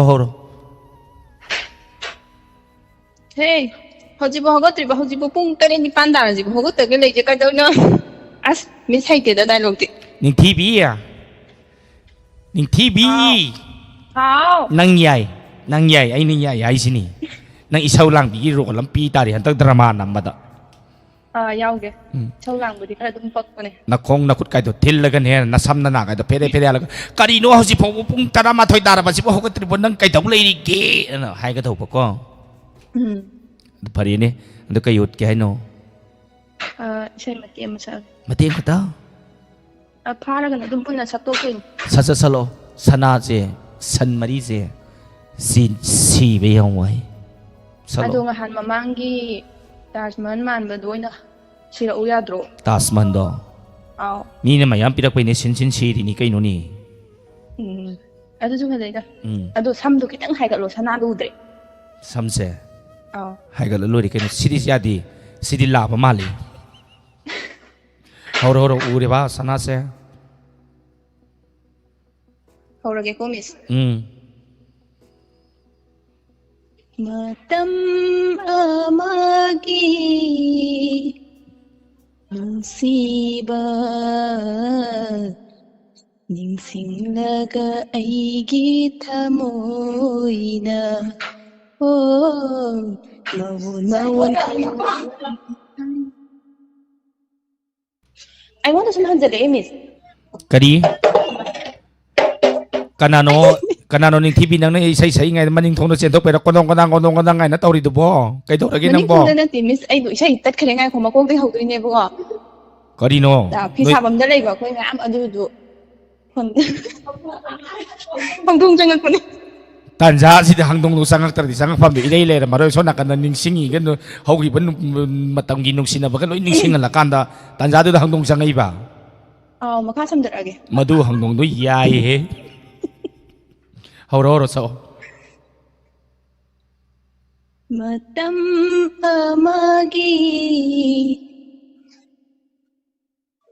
Nungsiba Ningsinglaga aigi thamoina mawon khalakne thainagi wari ningsinglai mawon khalakne thainagi wari ningsinglai matam amagi nungsiba ningsinglaga aigi thamoina ningsinglaga aigi thamoina ahanba nungsigi sayhawda nungsiwa kaletringay aina ahanba nungsigi sayhawda nungsiwa kaletringay aina pukning irang lang lingay thengnakiba nungsiba kaugi khalli kau ngamde khallaroi khalli mangamde mawon khallakli thainagi wari ningsinglai mawon khallakli thainagi wari ningsinglai matam amagi nungsiba ningsinglaga aigi thamoina ning TV ya ning TV how yari nang to ay punging nungsirak kadore hawkiban nungsiba na tini nungsiba galoy ning jang kadore nang isdi ay thamoy se kenong tawri ꯅꯪꯅꯦ ꯑꯗꯨꯒꯨꯝꯕ ꯏꯁꯩ ꯁꯛꯗꯣ ꯁꯛꯂꯛꯀꯅꯨ ꯍꯧꯈꯤꯕ ꯄꯨꯟꯁꯤ ꯋꯥꯔꯤ ꯅꯤꯡꯁꯤꯡꯉꯒꯅꯦ ꯅꯥꯇꯣꯟꯗ ꯃꯍꯤ ꯆꯦꯟꯗꯔꯛꯀꯦ ꯇꯧꯏ ꯁꯦꯔꯥꯟ ꯇꯨꯔꯥꯟ ꯌꯥꯝ ꯇꯧꯏ ꯅꯪꯁꯤꯗꯤ ꯑꯔꯣꯏꯕꯩ ꯃꯇꯦꯛꯇꯣ ꯍꯥꯞꯆꯤꯜꯂꯛꯄꯤꯅꯤ ꯑꯔꯣꯏꯕꯗ ꯑꯃꯨꯛ ꯁꯛꯅꯤꯡꯉꯩꯔꯣ ꯅꯪꯒꯤꯁꯦ ꯇꯥꯟꯖꯥꯁꯤꯗ ꯍꯣꯏ ꯁꯣ ꯅꯨꯡꯁꯤꯕ ꯀꯌꯥ ꯂꯥꯛꯂꯕꯁꯨ ꯄꯨꯟꯁꯤꯗ ꯑꯄꯥꯝꯕ ꯀꯌꯥ ꯂꯥꯛꯇꯨꯅꯁꯨ ꯊꯃꯣꯏꯗ ꯅꯨꯡꯁꯤꯕ ꯀꯌꯥ ꯂꯥꯛꯂꯕꯁꯨ ꯄꯨꯟꯁꯤꯗ ꯑꯄꯥꯝꯕ ꯀꯌꯥ ꯂꯥꯛꯇꯨꯅꯁꯨ ꯊꯃꯣꯏꯗ ꯑꯣ ꯄꯨꯛꯅꯤꯡ ꯏꯔꯥꯡ ꯂꯥꯡꯂꯤꯉꯩ ꯊꯦꯡꯅꯈꯤꯕ ꯅꯨꯡꯁꯤꯕ ꯑꯁ ꯂꯣꯏꯁꯤꯜꯂꯒꯦꯗ ꯀꯥꯎꯈ꯭ꯔꯦ ꯊꯃꯣꯏꯅꯕꯨ ꯄꯦꯜꯂꯕꯅꯦ ꯂꯣꯏꯁꯤꯟꯕꯗꯨꯕꯣ ꯍꯣꯏ ꯅꯤꯡꯊꯤꯕꯤ ꯅꯤꯌꯣꯝ ꯆꯨꯝꯅ ꯂꯩꯌꯨ ꯏꯔꯥꯡ ꯌꯥꯝ ꯇꯧꯒꯅꯨ ꯀꯣ ꯀꯔꯤꯅꯣ ꯈꯪꯗꯦꯅꯦ ꯍꯧꯈꯤꯕ ꯄꯨꯟꯁꯤꯒꯤ ꯋꯥꯔꯤ ꯀꯌꯥ ꯇꯥꯡꯀꯛ ꯀꯌꯥ ꯑꯃ ꯅꯤꯡꯁꯤꯡꯕꯤꯔꯟꯗꯅ ꯉꯁꯤꯒꯤ ꯂꯥꯏꯐ ꯆꯥꯠꯇ ꯉꯁꯥꯏꯗꯒꯤ ꯐꯥꯛ ꯅꯣꯛꯇꯅ ꯂꯩꯔꯖꯔꯝꯕꯁꯤꯡꯁꯦ ꯑꯃꯨꯛ ꯃꯤꯂꯨꯗꯒꯤ ꯄꯤꯔꯥꯡ ꯑꯃꯨꯛ ꯆꯦꯟꯊꯍꯜꯂꯤ ꯅꯪꯅ ꯐꯥꯛ ꯅꯣꯛꯄꯕꯨ ꯌꯥꯔꯕ꯭ꯔꯣ ꯅꯣꯛꯍꯜꯂꯁꯤꯔꯣ ꯃꯌꯥꯝꯁꯦ ꯀꯩꯅꯣꯗꯣ ꯑꯗꯨꯝ ꯌꯥꯅꯤ ꯂꯩꯔꯛꯀꯦ ꯈꯜꯂꯤ ꯈꯣꯡꯒ꯭ꯔꯥꯎ ꯐꯤ ꯑꯃ ꯅꯨꯡꯁꯤ ꯅꯪꯒꯤꯗꯃꯛꯇ ꯑꯩꯅ ꯃꯣꯔꯦꯗꯒꯤ ꯍꯜꯂꯛꯄꯗ ꯑꯗꯨꯝ ꯌꯥꯅꯤ ꯑꯣ ꯂꯩꯔꯣ ꯈꯣꯡꯒꯥꯎ ꯑꯃ ꯂꯩꯍꯜꯂꯣ ꯐꯔꯦ ꯅꯤꯡꯊꯤꯕꯤ ꯌꯥꯝ ꯐꯖꯅ ꯈꯨꯗꯣꯜ ꯇꯝꯕꯤꯔꯝꯕꯒꯤꯗꯃꯛꯇꯅꯦ ꯊꯥꯒꯠꯆꯔꯤ ꯊꯦꯡꯛ ꯌꯨ ꯊꯝꯖꯔꯒꯦ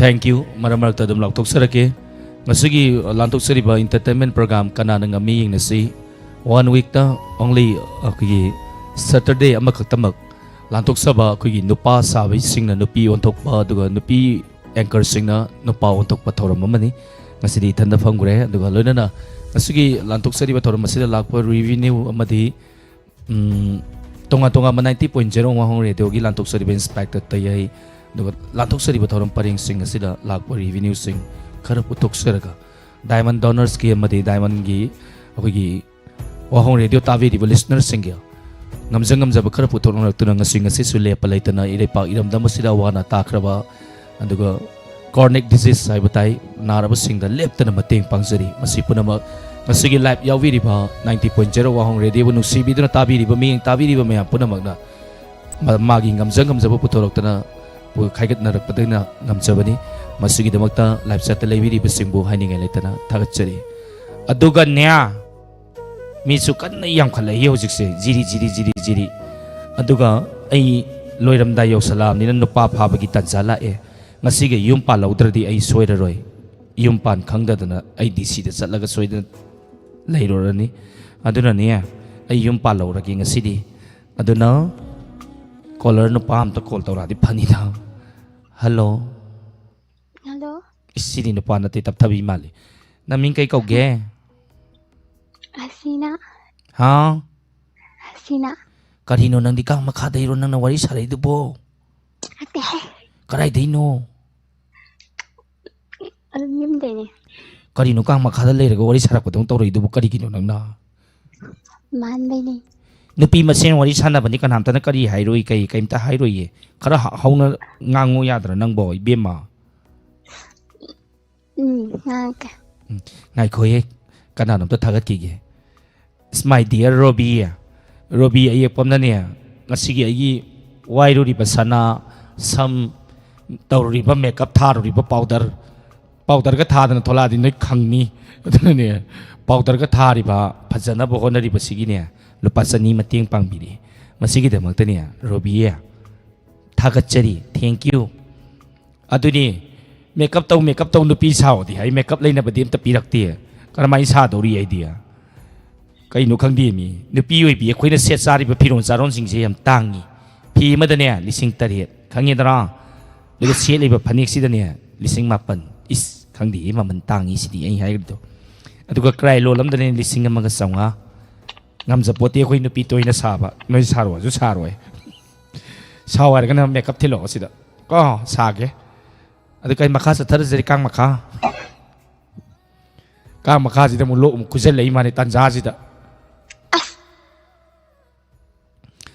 ꯀꯔꯤ ꯏꯟꯖꯥꯡ ꯆꯥꯒꯦ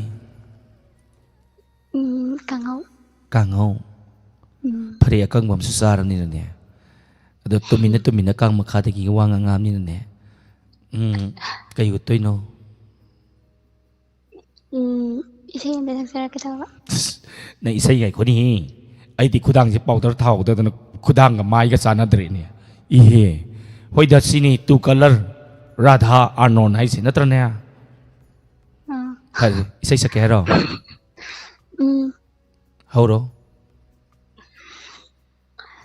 ꯃꯤꯠꯌꯦꯡꯗꯨ ꯃꯥꯔꯨ ꯂꯩꯃꯜꯂꯤ ꯃꯤꯅꯣꯛꯇꯨ ꯃꯥꯔꯨ ꯂꯩꯍꯜꯂꯤ ꯍꯣ ꯃꯤꯠꯌꯦꯡꯗꯨ ꯃꯥꯔꯨ ꯂꯩꯃꯜꯂꯤ ꯃꯤꯅꯣꯛꯇꯨ ꯃꯥꯔꯨ ꯂꯩꯍꯜꯂꯤ ꯍꯥꯏꯅꯤꯡꯂꯤꯕ ꯋꯥꯍꯩꯗꯨꯁꯨ ꯑꯩꯅ ꯈꯪꯉꯤ ꯊꯃꯣꯏꯗꯨ ꯅꯕꯨ ꯇꯁꯦꯡ ꯇꯁꯦꯡꯂꯕ ꯄꯨꯛꯆꯦꯜꯗꯨ ꯅꯁꯨ ꯑꯔꯤꯕ ꯊꯝꯅꯕ ꯑꯣꯏꯖꯒꯤ ꯑꯁ ꯁꯣꯏꯗ ꯍꯩꯗ ꯂꯣꯏꯁꯤꯜꯂꯛ ꯀꯔꯤꯅꯣ ꯀꯥ ꯃꯈꯥꯗꯒꯤ ꯇꯨꯃꯤꯟ ꯁꯛꯂꯛꯑꯝꯃꯒ ꯏꯁꯩꯗꯣ ꯂꯣꯏꯁꯤꯜꯂꯤꯗꯣ ꯇꯥꯏꯃꯤꯡ ꯏꯆꯥ ꯆꯥꯗꯅ ꯂꯣꯏꯁꯤꯜꯂꯤꯗꯣ ꯀꯩꯒꯤꯅꯣ ꯁꯣꯏꯈ꯭ꯔꯦ ꯑꯗꯨꯒꯤ ꯌꯥꯏꯗ ꯀꯩꯁꯨ ꯀꯥꯏꯗꯦꯗ ꯐꯥꯒꯤ ꯇꯧꯕꯅꯤ ꯑꯗꯨꯗꯤ ꯏꯁꯩ ꯑꯃ ꯇꯥꯊꯣꯛꯁꯤꯀꯣ ꯌꯥꯕ꯭ꯔꯣ ꯀꯩ ꯏꯁꯩ ꯁꯛꯎꯒꯦ ꯑꯗꯨꯝ ꯍꯧꯖꯤꯛꯀꯤꯗോ ꯑꯩꯗꯤ ꯐꯥꯗꯦ ꯑꯃ ꯁꯛꯂꯒꯦꯀꯣ ꯇꯥꯁꯤꯀꯣ ꯑꯩꯒꯤ ꯃꯇꯝ ꯑꯃꯨꯛ ꯌꯧꯔꯛꯑꯦꯕ ꯀꯣ ꯕꯥꯏ ꯕꯥꯏ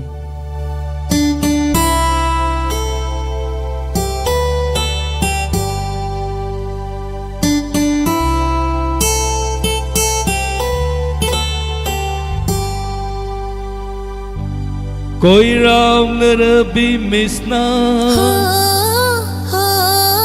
थाजबुंगम जबी माइथो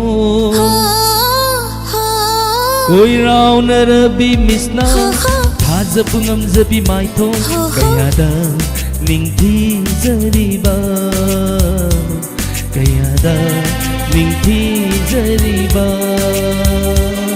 कोई राम रबी मिसना थाजबुंगम जबी माइथो कोई राउन रबी मिसना थाजबुंगम जबी माइथो कयादा निंथी जरीबा कयादा निंथी जरीबा लागलो ने नंगबु अइगी इनाक्सीदा लागलो ने नंगबु अइगी इनाक्सीदा momo नोकलो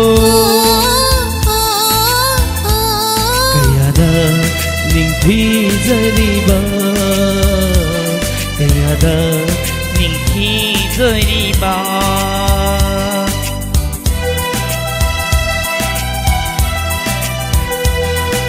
mayam kuba kubiu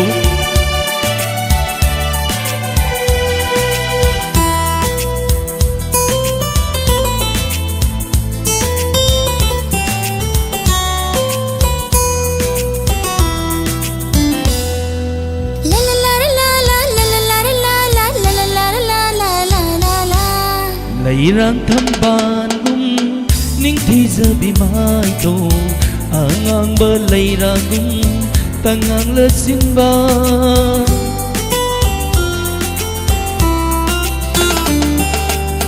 Lairang thambanum ningthi zabi mai to angang ba lairagum tangang la sinba malangi sahumda nangi samlangna Hai na hum na sat pado ipom nai na malangi sa hum da nangi samlang na Hai na hum na sat pado ipom nai na Ying bagi pende ning thibi saktam nangi na to uruba thamoy sina koi rau na bimisna Zebungam zebi mai tho Koi rao na rabi misna Ha zebungam zebi mai tho Kayada ningthi zariba Kayada ningthi zariba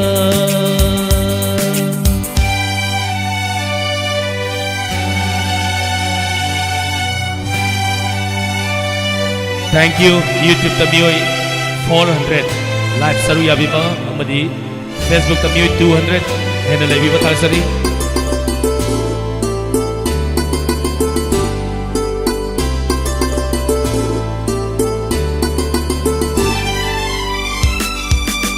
ให้จะเบิร์เซียบีระดีไอ้ขี้ปุ่นสีเสกระทุกเสกินฟมดาปุ่นสีสุปา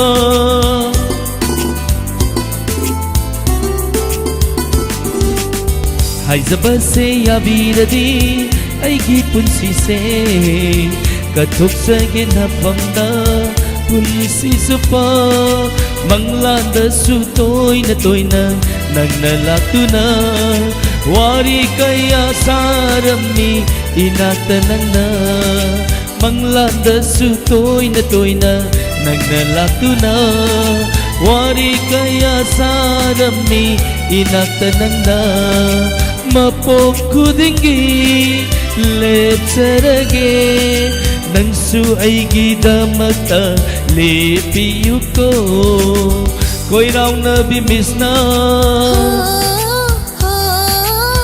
Zabungam zabi mai tho Koi rao na rabi misna Pha zabungam zabi mai tho Kaya da ning thi zariba Kaya da ning thi zariba Ai gita nang se oi jage Ai gita nang se oi jage La la la la la la la la Ay nang say hadra ngasi din niya irang tawo isay ngaksak toy ni ngasi di makeup se kuok tribo retest taw na ba spawn so later si bukay taw zaro ni kanano kan namunoy sina tam na nuni ahing sila karigino tam na nuya dro noy bo naming hero Pai mani ngai ka dagi abe ko we. Abe ah. Wow. Inaming no yam lanza da bimale. Kadi ko nok sa nok no tu bo. Tumin na di ba mi jing du loi khang loi da mani ni nang bo. Tap na nu ni ha. Ai di tam da nok pa hai di ye. Ya ha. Adu ni an mai nok thok ka daw ni pen no ko. Pen no ka daw ni. Nok ta na no di ni. Sarasan gay to nok ka daw ni. Very good. Do kari mathen sa ka ragi ngasi si po. Saugi thonge. Saugri ro.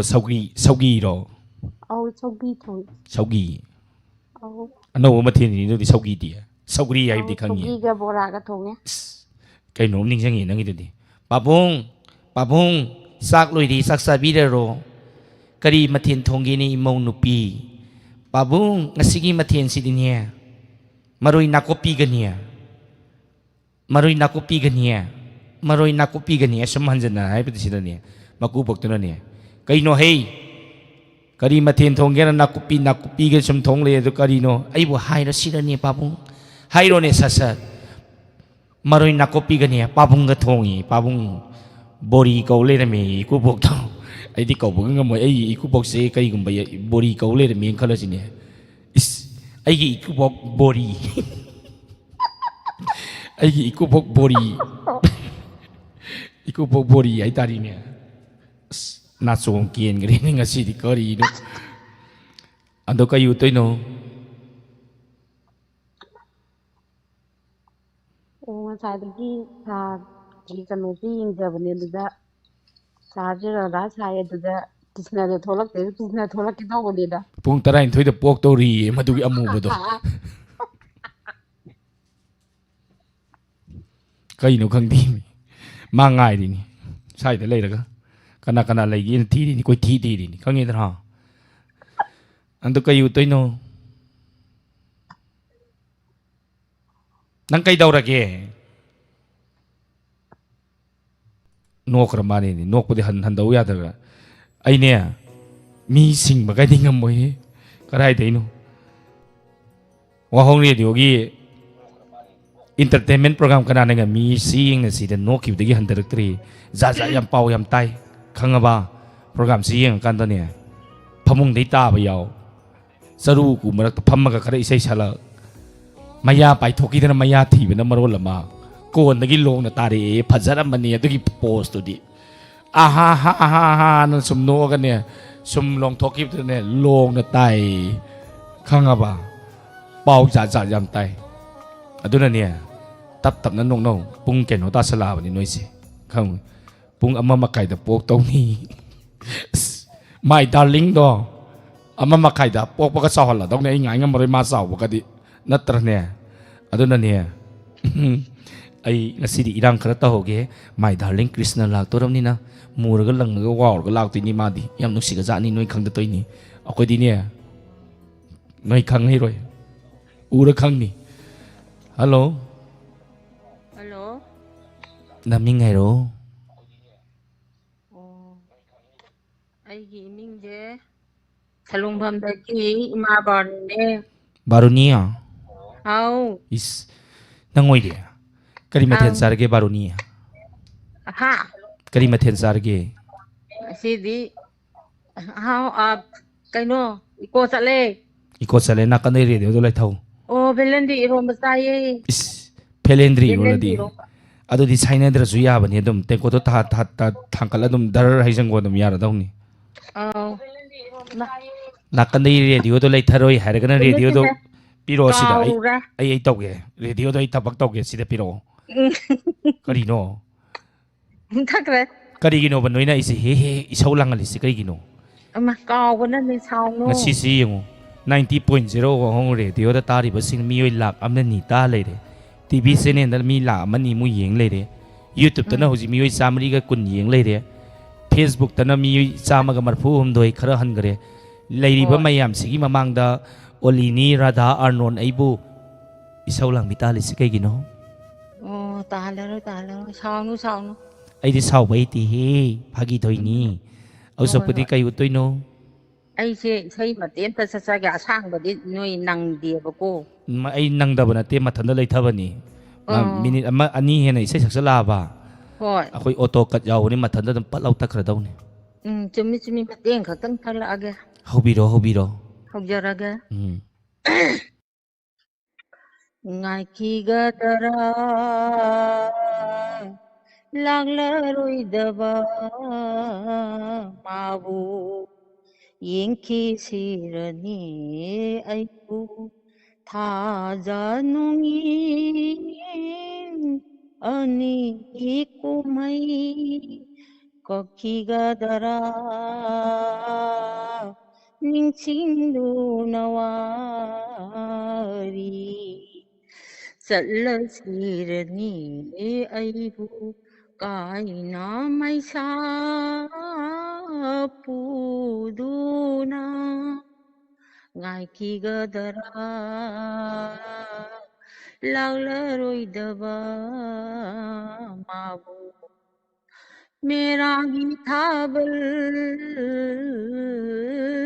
शरद की पूर्णिमा बसंत हेमंता मेरा बरी तू ओइरे अनमुंदा ओला मैसा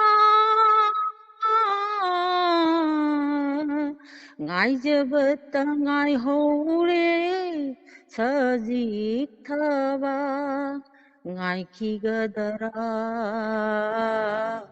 ꯂꯥꯛꯂꯔꯣꯏꯗꯕ ꯃꯥꯕꯨ ꯏꯉꯥꯒꯤ ꯅꯣꯡꯄꯣꯛ ꯋꯥꯛꯆꯤꯡꯒꯤ ꯎꯂꯦꯟ ꯀꯔꯤꯒꯤ ꯂꯥꯛꯂꯤ ꯂꯣꯏꯅꯅ ꯃꯈꯣꯏ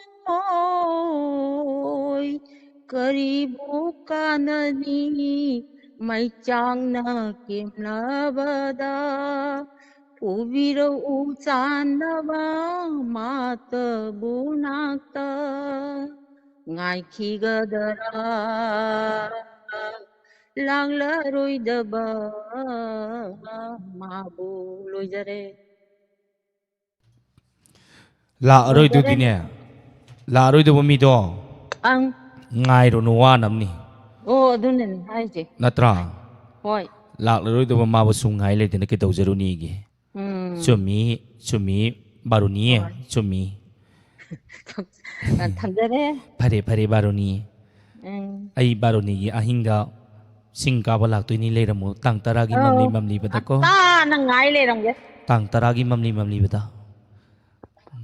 ꯑꯦꯁꯤꯁꯨ ꯊꯥꯔꯤꯅꯤ ꯅꯨꯄꯤ ꯑꯣꯟꯊꯣꯛꯄꯁꯤ ꯌꯥꯝ ꯍꯨꯃꯥꯡ ꯁꯧꯏꯅ ꯁꯤꯗꯤ ꯀꯩꯒꯤꯅꯣ ꯁꯦꯁꯟ ꯆꯥꯁꯜꯂꯤꯕ ꯐꯤꯔꯣꯟ ꯆꯥꯔꯣꯟꯁꯤꯅ ꯈꯪꯗꯦꯅꯦ ꯑꯩꯒꯤꯅꯦ ꯗ꯭ꯔꯦꯁꯁꯦ ꯉꯁꯤꯗꯤ ꯑꯩꯅ ꯍꯥꯏꯒꯤꯗ꯭ꯔꯥ ꯅꯣꯡꯃ ꯑꯩ ꯁꯥꯔꯤ ꯐꯨꯟ ꯁꯣꯏꯗꯅ ꯁꯦꯠꯂꯛꯀꯅꯤ ꯍꯥꯏꯗꯅ ꯁꯦꯠꯂꯦ ꯉꯁꯤꯒꯤ ꯅꯣꯏ ꯎꯔꯕꯣ ꯉꯁꯤꯒꯤ ꯁꯥꯔꯤ ꯐꯨꯟ ꯌꯦꯡꯅꯤꯡꯉꯁꯨ ꯂꯩ ꯊꯥꯔꯛꯀꯗꯣꯏꯅꯦ ꯑꯩꯗꯤ ꯍꯦꯛꯇ ꯇꯤꯡ ꯂꯥꯎꯅ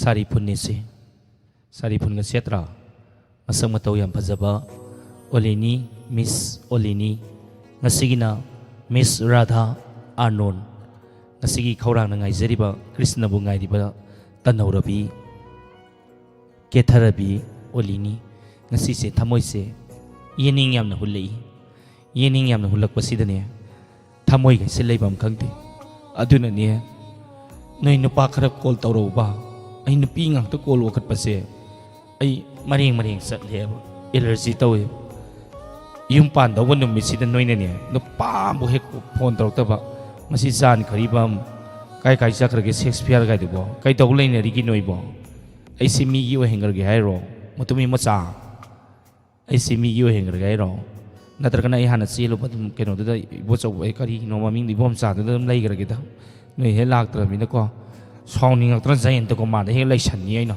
ngasi निखिन I love you irang yam tawi yaisi thamoi se yening yam na hulakpa ranjoi chongtha hello nami ngai ro ꯀꯛꯆꯤꯡꯗꯒꯤ ꯃꯦꯝꯃꯅꯦ mema ꯍꯥꯎꯅꯦ ꯃꯦꯝꯃ ꯏꯆꯦ ꯃꯥꯎꯂꯤꯅꯦ mema kari leirege call tawbiraibo ꯏꯆꯦ ꯃꯥꯎꯂꯤꯅꯤꯒꯤ ꯃꯈꯣꯟꯗꯣ ꯇꯥꯗꯕ ꯀꯨꯏꯔꯕ ꯑꯗꯨꯅꯅꯦ ꯐꯣꯟ ꯇꯧꯖꯔꯛꯏꯕ ꯑꯩꯒꯤ ꯈꯣꯟꯁꯦ ꯇꯥꯗꯕ ꯀꯨꯏꯔꯦꯕ ꯉꯍꯥꯟꯒꯩ ꯅꯪꯗꯤ ꯀꯗꯥꯏ ꯆꯠꯂꯨꯏ ꯉꯍꯥꯟꯉꯩ ꯌꯨꯝꯗ ꯁꯨꯝ ꯂꯩꯌꯦ ꯑꯩꯗꯤ ꯉꯍꯥꯟ ꯂꯩꯆꯤꯟ ꯇꯣꯡꯉꯒ ꯆꯦꯟꯈꯤꯕꯗꯣ ꯑꯗꯒꯤ ꯅꯨꯄꯥ ꯃꯌꯨꯝꯗꯒꯤ ꯊꯤꯜꯂꯛꯇ꯭ꯔꯕ꯭ꯔꯥꯅ ꯈꯜꯂꯒ ꯑꯗꯨꯝ ꯂꯩꯔꯕ ꯊꯤꯜꯂꯔꯣꯏꯅ ꯍꯥꯏꯕꯅꯤ ꯂꯩꯆꯤꯟꯗ ꯊꯤꯟꯕꯗꯨꯗ ꯂꯩꯆꯤꯟꯗ ꯗꯣꯂꯥꯏꯅ ꯑꯗꯨꯗ ꯑꯩꯅ ꯅꯨꯡꯉꯥꯏꯇꯗꯅ ꯑꯃꯨꯛ ꯊꯤꯜꯍꯜꯂꯛꯑꯕ ꯑꯗꯣ ꯀꯔꯤ ꯎꯠꯇꯣꯏꯅꯣ ꯉꯁꯤꯗꯤ ꯋꯥꯔꯤ ꯑꯣꯏꯅ ꯁꯥꯟꯅꯔꯁꯦ ꯑꯣ ꯁꯥꯔꯣ ꯍꯧꯔꯣ ꯋꯥꯔꯤ ꯁꯥꯟꯅꯗꯕ ꯀꯨꯏꯔꯦ ꯍꯧꯔꯣꯀꯣ ꯍꯜꯂꯣ ꯇꯛꯈ꯭ꯔꯅꯤ ꯁꯨꯃꯥꯏꯅ ꯇꯧꯅꯦꯕ ꯋꯥꯔꯤ ꯁꯥꯔꯝꯗꯥꯏꯁꯤꯗ ꯀꯩꯅꯣ ꯈꯪꯗꯕ ꯑꯃ ꯇꯧꯔꯤ ꯔꯣꯕꯤ ꯀꯩꯅꯣ ꯈꯪꯗꯕ ꯑꯃ ꯇꯧꯔꯤ ꯑꯩ ꯍꯜꯂꯣ ꯍꯜꯂꯣ ꯀꯔꯤꯅꯣ ꯈꯣꯟꯗꯣ ꯑꯥꯔꯅꯣꯟ ꯃꯥꯜꯂ ꯉꯥꯡꯉꯩꯗꯨꯕꯣ ꯅꯃꯤꯡ ꯀꯩ ꯀꯧꯒꯦ ꯔꯥꯅꯤ ꯀꯧꯏ ꯀꯔꯤ ꯀꯩ ꯍꯥꯏꯕꯅꯣ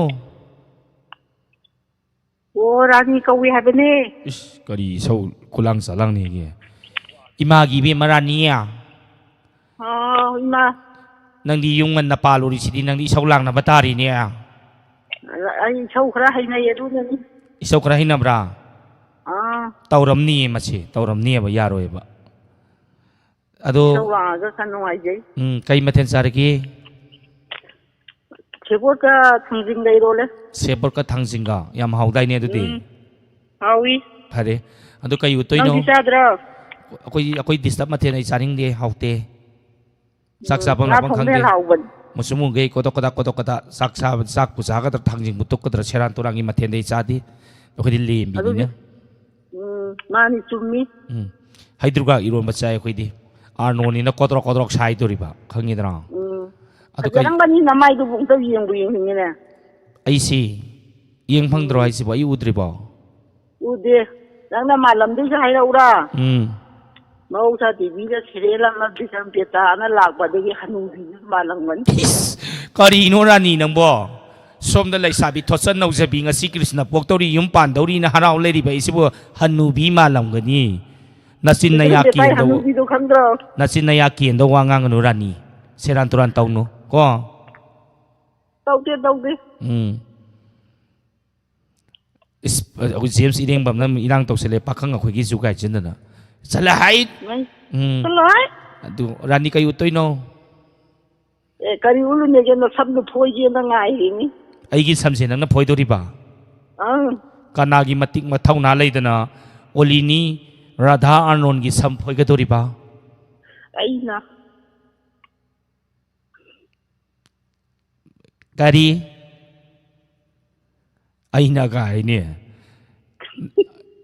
ꯑꯇꯣꯞꯄ ꯑꯃꯗ ꯂꯥꯛꯑꯒꯅꯦ ꯅꯁꯝꯗꯣ ꯈꯨꯠꯗꯥꯡꯗ ꯌꯦꯠꯂꯒꯅꯦ ꯅꯪꯒꯤ ꯄꯣꯐꯝ ꯃꯃꯥꯡꯗꯨꯗ ꯍꯥꯏꯗꯠꯄ ꯉꯝꯕ ꯅꯨꯄꯤꯅꯤ ꯑꯩ ꯈꯪꯉꯨ ꯀꯣ ꯃꯥꯜꯂꯤꯗꯅ ꯐꯤꯊꯝꯗꯣ ꯃꯥꯜꯂꯤꯅꯦꯕ ꯉꯥꯡꯊꯣꯔꯛꯄꯗ ꯉꯝꯗꯧꯕ ꯑꯩꯁꯦ ꯇꯨꯟꯗꯨꯟ ꯃꯥꯜꯂꯤ ꯃꯥꯟꯗ꯭ꯔꯣ ꯃꯥꯜꯂꯤ ꯇꯨꯟꯗꯨꯟ ꯃꯥꯜꯂꯤ ꯅꯪꯗꯤ ꯑꯗꯨꯅꯤ ꯑꯗꯨ ꯀꯩ ꯎꯠꯇꯣꯏꯅꯣ ꯎꯠꯂꯣ ꯁꯠ ꯁꯠ ꯁꯦꯟꯗꯣꯏ ꯆꯥꯕꯤ ꯏꯁ ꯀꯩꯅꯣ ꯁꯤ ꯈꯟꯅꯕ ꯌꯥꯝ ꯍꯧꯔꯤꯁꯤ ꯀꯩꯒꯤꯅꯣ ꯁꯤ ꯅꯨꯄꯤꯁꯤꯕꯣ ꯑꯩꯅ ꯁꯦꯟꯗꯣꯏ ꯆꯥꯅꯤꯡꯉ ꯆꯥꯅꯤ ꯆꯥꯅꯤꯡꯗ꯭ꯔꯒ ꯇꯣꯛꯀꯅꯤ ꯁꯦꯟꯗꯣꯏ ꯆꯥꯗ꯭ꯔꯗꯤ ꯁꯦꯟꯗꯣꯏ ꯆꯥꯕꯤ ꯑꯩ ꯌꯥꯝ ꯋꯥꯔꯦꯗ ꯍꯟꯗꯛꯇꯤ ꯀꯔꯤꯅꯣ ꯀꯩꯗꯧ ꯋꯥꯕꯤꯔꯤꯅꯣ ꯑꯣꯏ ꯃꯥ ꯄꯂꯦꯝ ꯄꯣꯛꯄꯤ ꯃꯥ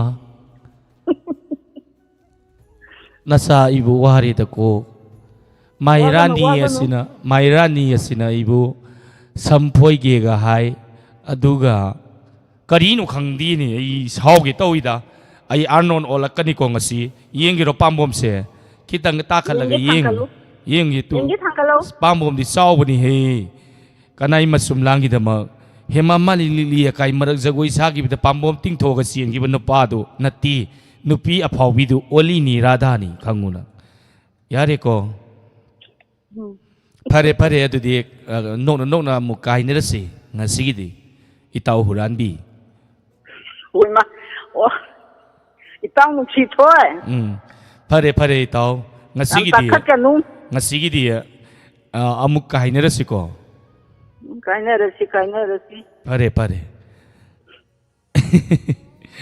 ꯌꯥꯝ ꯅꯨꯡꯁꯤꯕ ꯏꯃꯥꯅꯤ ꯊꯦꯡꯛ ꯌꯨ ꯇꯧꯔꯁꯨ ꯌꯥꯕꯤꯔꯛꯄ ꯉꯁꯤꯒꯤꯅꯦ ꯃꯥꯒꯤ ꯀꯩꯔꯛꯀꯤ ꯊꯣꯏꯕꯤꯑꯕ ꯃꯗꯨꯒꯤꯅꯦ ꯌꯥꯝ ꯋꯥꯡ ꯆꯥꯎꯕꯤ ꯑꯅꯣꯏꯕꯤꯗꯣ ꯃꯗꯨ ꯀꯣꯜ ꯇꯧꯔꯛꯄ ꯉꯥꯏꯕꯅꯤ ꯉꯁꯤꯁꯦ ꯃꯁꯝ ꯃꯅꯥꯗꯣ ꯄꯥꯏꯔꯒ ꯐꯦꯔꯦ ꯍꯥꯏꯒꯦ ꯇꯧꯅꯤ ꯃꯥꯏ ꯀꯛꯆꯤꯡꯒꯤ ꯅꯟꯗꯅꯤ ꯀꯥꯏꯗꯨꯅ ꯇꯧꯔꯤꯁꯦ ꯀꯥꯏ ꯆꯠꯈ꯭ꯔꯒꯦꯅ ꯀꯣꯏꯊꯤ ꯊꯤꯔꯤꯅꯤ ꯍꯧꯖꯤꯛ ꯀꯥꯏ ꯆꯠꯈ꯭ꯔꯒꯦ ꯅꯣꯏ ꯀꯣꯜ ꯇꯧꯅꯔꯣ ꯌꯥꯝ ꯌꯥꯡꯅ ꯊꯧꯔꯝꯁꯨ ꯂꯣꯏꯁꯤꯜꯂꯛꯀꯗꯧꯔꯤ ꯇꯧꯔꯤꯁꯦ ꯌꯥꯝ ꯂꯣꯏꯅꯤꯡꯗꯤꯌꯦ ꯍꯜꯂꯣ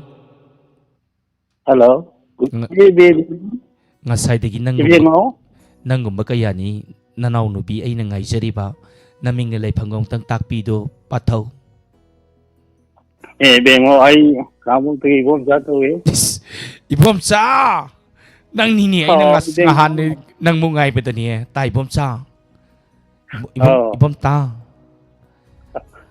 ꯅꯪꯕꯨ ꯉꯥꯏꯕꯗꯅꯤꯅꯦ ꯑꯩꯅ ꯉꯁꯤꯁꯨ ꯌꯨꯝ ꯄꯥꯟꯗꯅ ꯂꯩꯔꯤꯁꯤ ꯅꯪꯕꯨ ꯑꯗꯨ ꯑꯩ ꯅꯨꯄꯤ ꯑꯃꯇ ꯊꯤꯒꯦꯅ ꯀꯟꯅ ꯉꯥꯏꯕ ꯉꯁꯤꯗꯤ ꯊꯦꯡꯅꯔꯦ ꯑꯗꯨ ꯐꯔꯦꯅꯦ ꯇꯥꯏꯕꯣꯝꯆꯥ ꯑꯩ ꯅꯨꯡꯁꯤꯕ꯭ꯔꯣ ꯅꯨꯡꯁꯤꯌꯦ ꯑꯁꯦꯡꯕꯒꯤ ꯀꯌꯥꯝ ꯅꯨꯡꯁꯤꯒꯦ ꯑꯗꯣ ꯏꯕꯦꯟ ꯉꯁꯤ ꯆꯦꯟ ꯌꯥꯔꯕꯣ ꯑꯩꯁꯦ ꯉꯁꯤ ꯑꯃꯨꯛ ꯆꯦꯜꯂꯁꯦ ꯍꯥꯏꯔꯣ ꯍꯣꯏ ꯅꯪꯉꯣꯟꯗ ꯆꯦꯟꯕꯁꯦ ꯑꯩ ꯀꯤꯔꯕꯅꯤ ꯇꯥꯏꯕꯣꯝꯆꯥ ꯀꯔꯤꯒꯤꯅꯣ ꯅꯪꯅ ꯑꯩꯕꯨ ꯐꯣꯔꯁꯟꯗ ꯆꯦꯟꯕꯤꯔꯒ ꯏꯕꯦꯡꯉꯣ ꯒꯥꯏꯅꯦ ꯇꯥꯏꯕꯣꯝꯆꯥ ꯅꯪ ꯍꯧꯅꯨ ꯅꯪꯅ ꯑꯩꯕꯨ ꯐꯣꯔꯁꯟꯗ ꯆꯦꯟꯕꯤꯔꯦ ꯅꯌꯨꯝ ꯌꯧꯔꯝꯗꯥꯏꯗꯨꯗ JCBꯅ ꯑꯃꯨꯛ ꯀꯣꯊꯍꯜꯂꯦ ꯑꯩꯕꯨ ꯆꯔꯨ ꯃꯔꯛꯇꯨꯗ ꯑꯃꯨꯛ ꯂꯣꯡꯊꯣꯛꯑꯒ ꯑꯃꯨꯛ ꯇꯣꯡꯍꯜꯂꯦ ꯐꯣꯔꯁꯟꯗꯨꯗ ꯒꯨꯗꯨ ꯂꯤꯚꯔꯕꯨ ꯀꯦꯟꯒꯗ꯭ꯔꯥ ꯍꯥꯔꯠꯄꯨ ꯀꯦꯜꯍꯧꯕ꯭ꯔꯥ ꯃꯊꯣꯡ ꯃꯔꯝ ꯈꯪꯗꯅ ꯑꯩꯕꯨ ꯆꯦꯟꯕꯤꯔꯒ ꯅꯌꯨꯝꯗ ꯄꯨꯁꯟꯅꯒ ꯑꯩꯕꯨ ꯌꯥꯡꯂꯦꯟꯗ ꯀꯥꯎꯕꯤꯔꯝꯃꯒ ꯍꯨꯟꯇꯣꯛꯄꯤꯔꯝꯃꯒ ꯅꯪꯅ ꯑꯩ ꯍꯧꯖꯤꯛ ꯑꯃꯨꯛ ꯊꯤꯔꯛꯏꯗꯣ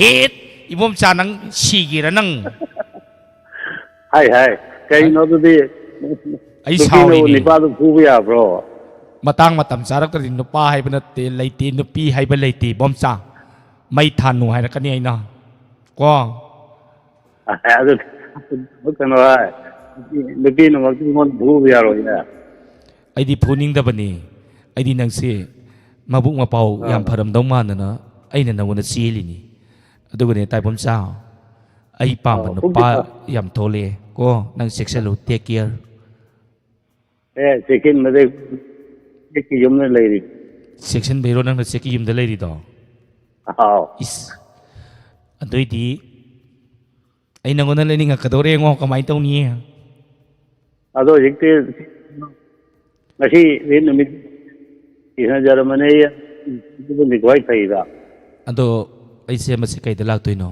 nang chen da bugai do na ro ra du ka chen se ai chen do ga che ki dolai poroga jikdo ki dolai poroga anang ko ki dolai poroga ado nang apa ma hai lo nang na pa ma ki taxi poroga fu poro ado apa ma ma hairo ne ai anang ko ki dolai on kari gi dolai anang ko ki dolai aram pot ki kai no ram pot dolai di anan ma ko ki dolai ai bane anan ma ko ki dolai ki he adu bu dolai ni na tong da na si gi dolai por ki gai jele si gi dolai du di nong chura di pat la di chi di uida gra ni ai dum tarak tare aya dolai ni ai ai oh plane ni hen jang mi yan pare pare ado inawon di lai rage do tang taragi mamli padane sen balao ngasi di la no ko ngasi di yening yam hulli adu sang ni themale yening yam hulli bak sang se yening to hun tong gi adu ko ne hore lak ko tai bon sa adu themale ai nang bo thengoi to adu ngai ro yar kana nang kana no mat thiru ro ai di ne thenging da to ai ngasi sen dori lo re nongon da kari no nei bingo chau di bo mingau sakau do yam haute ibengo ga jin da na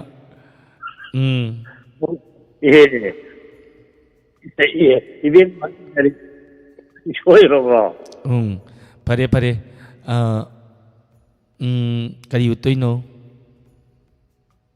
ai wari wo na mazan wari je gar ke da bune hobiro komberna yongi chakau pa me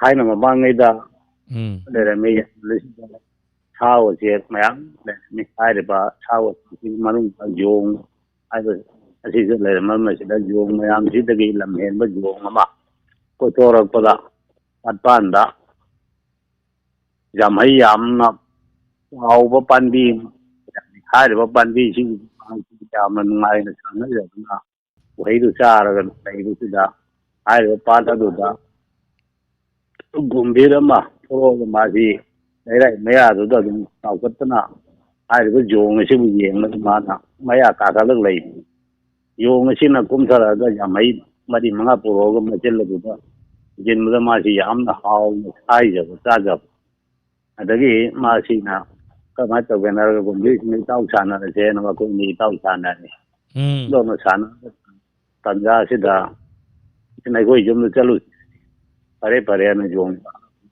gumbi gi manang ga no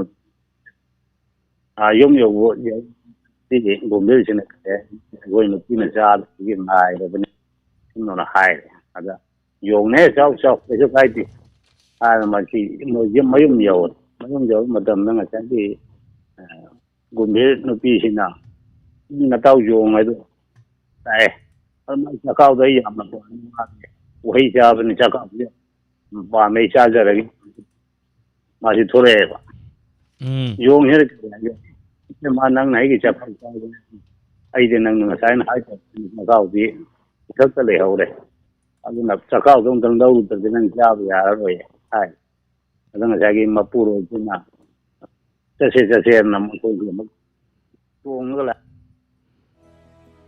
tat kramani ni bom sa se ai nga si mangon da sien ge na khali phone pai di phone sa ta hibi u hingsa bi ya hingsa bi som da phang dar ga kai nu khang di ni iri ba mi du da phone tau bi nu hingsa bi ya na samna na da phoyura phone di krai chat la ni ge mi mayam si da ya mem ta di ni noi ji bo whatsapp ta ka phone tau sala ka no ko kang thala ka tau ne di whatsapp ta phone tau bi roi ꯑꯗꯣ ꯉꯁꯤꯒꯤꯅꯤ ꯂꯥꯟꯊꯣꯛꯆꯔꯤꯕ ꯊꯧꯔꯝ entertainment program kanana nga mi yengna si hairiba thauram asigine aroiba last caller mabuk ma pau phaba mo iramadi fani da hello hello last caller ji khongan da bi ora mani tauri si hello tana khidraba duni ni tauri si pra zindagi tai o hingsa bi zoya isau lang manati ko isau lang mo ina khan ganu Hello. hau tai naming kay kaugi Oh, asalata ko kundagi, kundagi. asalata Ah, loudspeaker mo talong atang natrade isau ka dore kaday way dagi ba talong pambayan kay dagi. phare kayu toy no Kadi ay ta. kari utoy no tarabo Oh, kadi ay ta. hoy ma kari ni gi sidia Oh, haro ta. Kay doy konje sum haliji. kari utoy no haiba Oh, isa yemta saksage. horo Oh, hogjerage hogjerage. Nung nawawalagli magilalim halilim magilalim tumparu hayya tumparu hayya tumparu Tazagi pata moirang ningay nakabimali Hongjo tare mapandalabimali Nung daw paus bige ya thadu hayya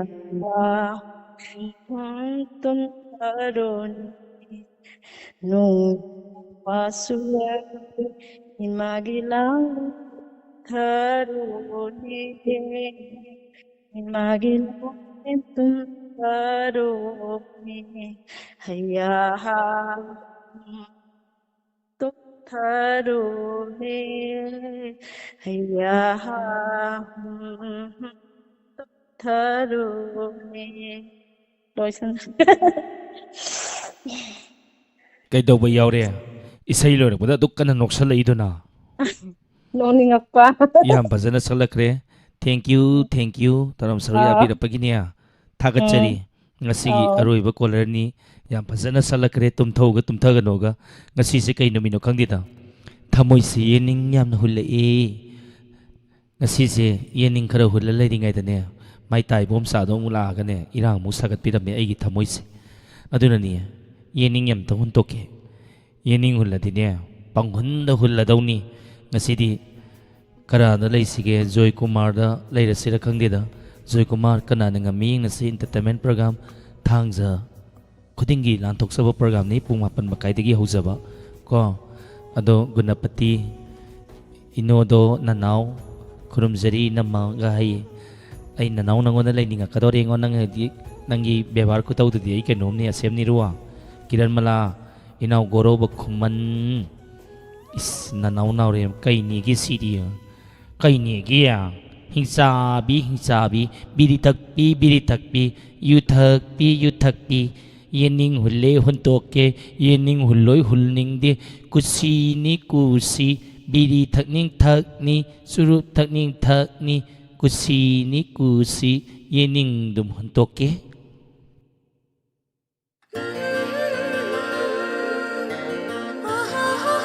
kana yening hulli live sa tairo yam thuna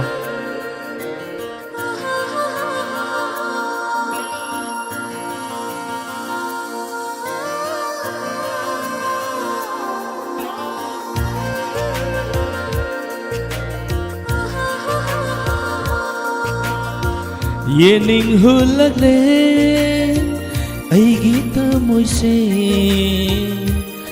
ꯅꯪꯒꯤ ꯅꯨꯡꯁꯤ ꯁꯛꯇꯝ ꯎꯔꯨꯕꯗ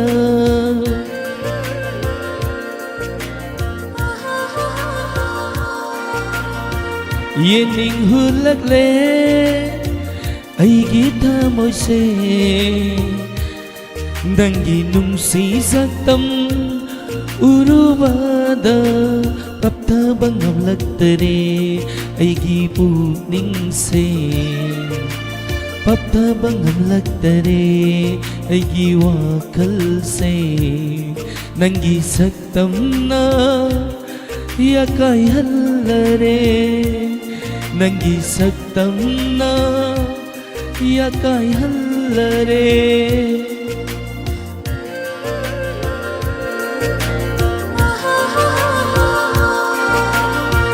Yening hulagle aigi thamoi se Nangi nungsi saktam urubada Nangi nungsi saktam Urubada Kana yening hulay Yening huladi Thamoy dagi paurak pa ihulna May thong datay May thong databa mamina Mit datay Mit dagi haurai imsiba Natranea Kubaku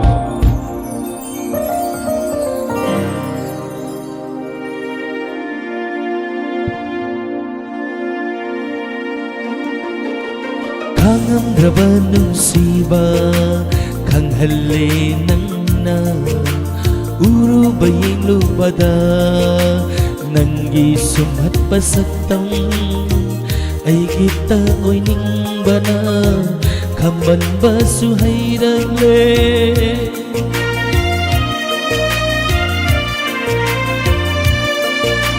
Kangamdraba nungsiba Kanghalle nangna Urubaying lubada Nanggi sumbat pasaktam Ay kita oy ningbana Kamban basuhay ragle Biku amatasu Kawa ngamdare Miku amatasu Kawa ngamdare Nangbu Nangbu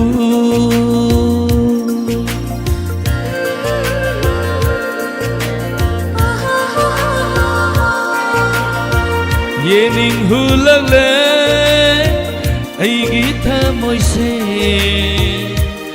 Nanggi nungsi saktam urubada Nanggi nungsi saktam urubada Samsiga isay-siga sana di hayro Adur kena samay tawal wala kena Siyo di paramani Samay sa age Silaway di tangi ko Siyo di sana ramani Arnold Mama Siyo di sana na niko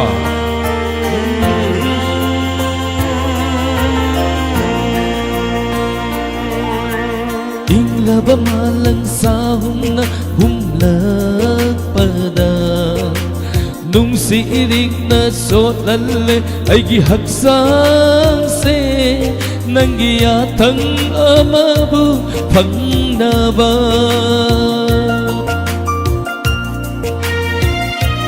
Anon ni anon Ingla ba malang sahong na humlag pada Nung siirig na solalle ay gihagsang se Nanggiyatang amabu pangnaba Thamoy kisithok tu napirage Naphamda Naphamda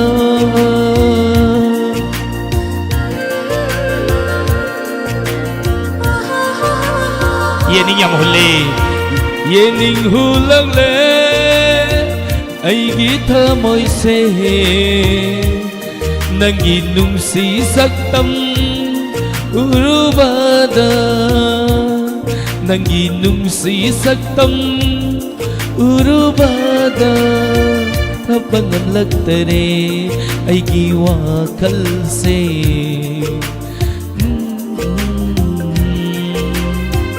ꯂꯣꯏꯁꯤꯜꯂꯁꯤꯅꯦꯀꯣ ꯌꯦꯅꯤꯡ ꯍꯨꯜꯂꯛꯄꯁꯤꯗꯤꯅꯦ ꯃꯊꯪ ꯃꯔꯥꯡ ꯃꯌꯥꯝ ꯍꯧꯏ ꯌꯨꯝ ꯄꯥꯜꯂꯝꯗꯥꯏꯒꯤꯔ ꯈꯪꯗꯦ ꯉꯁꯤꯁꯦ ꯑꯗꯨꯅꯅꯦ ꯊꯧꯔꯝꯁꯤꯁꯨ ꯂꯣꯏꯁꯤꯟꯕꯒꯤ ꯑꯌꯥꯕ ꯑꯃꯨꯛ ꯂꯧꯔꯛꯀꯗꯧꯔꯤꯗꯣ ꯃꯌꯥꯝꯗꯒꯤ ꯑꯗꯨꯅ ꯊꯧꯔꯝꯁꯤꯁꯨ ꯂꯣꯏꯁꯤꯜꯂꯒꯦ ꯊꯧꯔꯝ ꯑꯁꯤꯒꯤ ꯃꯈꯥ ꯇꯥꯔꯛꯄꯗꯅꯦ ꯁꯨꯃꯥꯡ ꯀꯨꯝꯍꯩ ꯁꯨꯃꯥꯡ ꯂꯤꯂꯥ ꯄꯤꯁꯃꯦꯀꯔ ꯑꯥꯔꯇꯤꯁ ꯑꯦꯁꯣꯁꯤꯌꯦꯁꯟꯒꯤ ꯑꯃꯝꯕ ꯂꯝꯕꯤ ꯉꯔꯥꯡ ꯇꯥꯕꯤꯈꯤꯕꯒꯤ ꯃꯈꯥꯗꯣ ꯑꯃꯨꯛ ꯇꯥꯃꯤꯟꯅꯔꯁꯤꯀꯣ ꯏꯁꯩ ꯁꯨꯝ ꯁꯛꯑꯝꯃꯦ ꯁꯝꯁꯦ ꯍꯥꯞꯄꯒ ꯅꯁꯝ ꯐꯤꯔꯣꯟ ꯆꯥꯔꯣꯟꯗꯨꯒ ꯅꯁꯝꯗꯨꯒ ꯏꯁꯩꯗꯨꯒ ꯆꯥꯟꯅꯗꯦ ꯍꯥꯏ ꯈꯣꯟꯖꯦꯜꯗꯣ ꯆꯥꯟꯅꯗꯦꯅ ꯍꯥꯏꯔꯛꯄ ꯑꯗꯨꯏꯗꯤ ꯁꯨꯃꯥꯏꯅ ꯀꯩꯅꯣ ꯂꯩꯔꯗꯤ ꯀꯩꯅꯣ ꯃꯥꯜꯂꯕ꯭ꯔꯥ ꯌꯦꯡꯉꯨ ꯃꯥꯃ ꯗ꯭ꯔꯨꯖꯇꯣꯟ ꯉꯁꯤ ꯃꯃꯥꯡꯂꯣꯝꯗꯒꯤ ꯄꯨꯔꯣꯝ 8 ꯃꯅꯤꯡꯂꯣꯝꯗꯒꯤ ꯄꯨꯔꯣꯝ 8 ꯄꯨꯔꯣꯝ ꯄꯨꯟꯅ 12ꯅ ꯁꯥꯈꯤꯅꯤ ngasi thorom loisin bagi ayaba mayam dagi laujeri ye thorom asigi makha tarakpadania atenba break tugi matung dania sumang kumai sumang lila mu taminarasi ngasigi tongan ama platform sing the konseloina tabiri ba miying tabiri ba mayam puna mapuni hainingai leitana thagatsari ngasi di misu yam magana support to bira pagede makta thagatsari adugania ngasigi dhine lapsat pa banang outre warawi ati दुगा थरोम सिगी मरक्ता phone लाकपदा phone तत्किबा यावी network की problem लेबना मरम मोइरगा मरम मदुना मदुगुम कुदोंग सादबदो अखोय मसेन साउनागुमसिको नतरदि आई होरेन मंगदा तुम्बन नुंगाइदो मानदि हिंसा बिसा अदुना निया हौजिकिदि लोइसनजरगे को नोय मयाम पुना मकिनी ओलिनी सापा ममदि ngasiगी ओइना दिदि राधा अनोन मयाम पुना मपुने खुरुमजरी ये हिंसा बिसा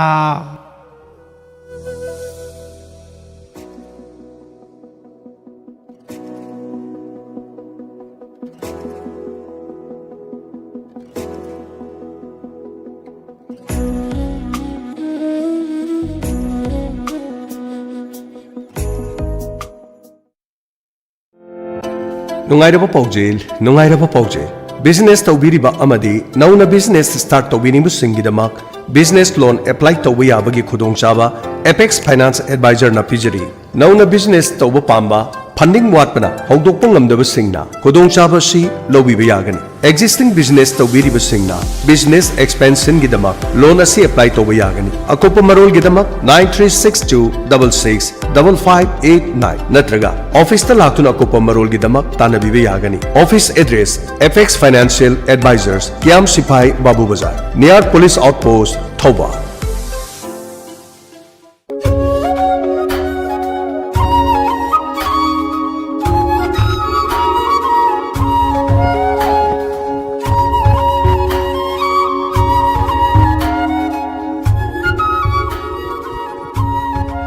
Tada, ingkon si Umay sabi di bro.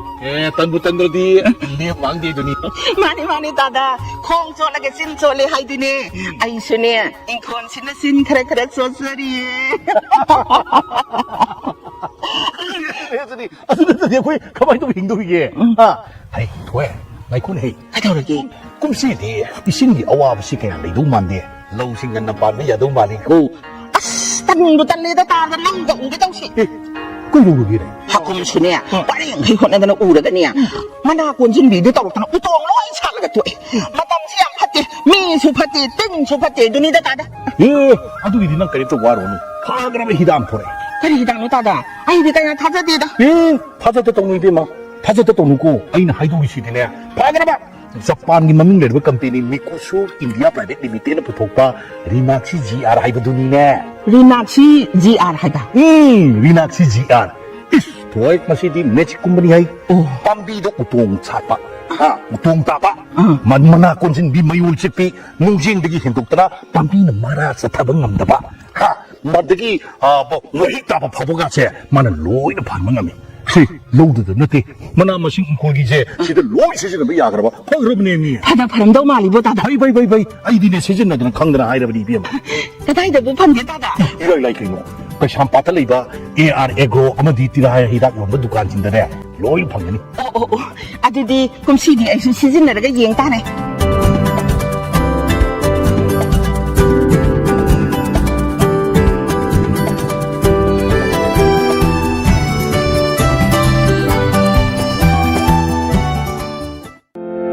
Sanagi lik ama tahori. Hariba Sanagi lik model asi Singapore model ni. Tahori ba mafamna Vishal Mega Mart Kaksingi shopping manung dagina road maidan phawgi manungda tahobani. Kanagumba puksel chawbu singna khunbirabadi miyobagi minungsi yengbiduna mapuda khushinabiyu. Mobile number 9856549956 amukana 9856549956 natragana Diamond TV Ohung Radio da pau pibiyu awaman shoydina kachagani. Omid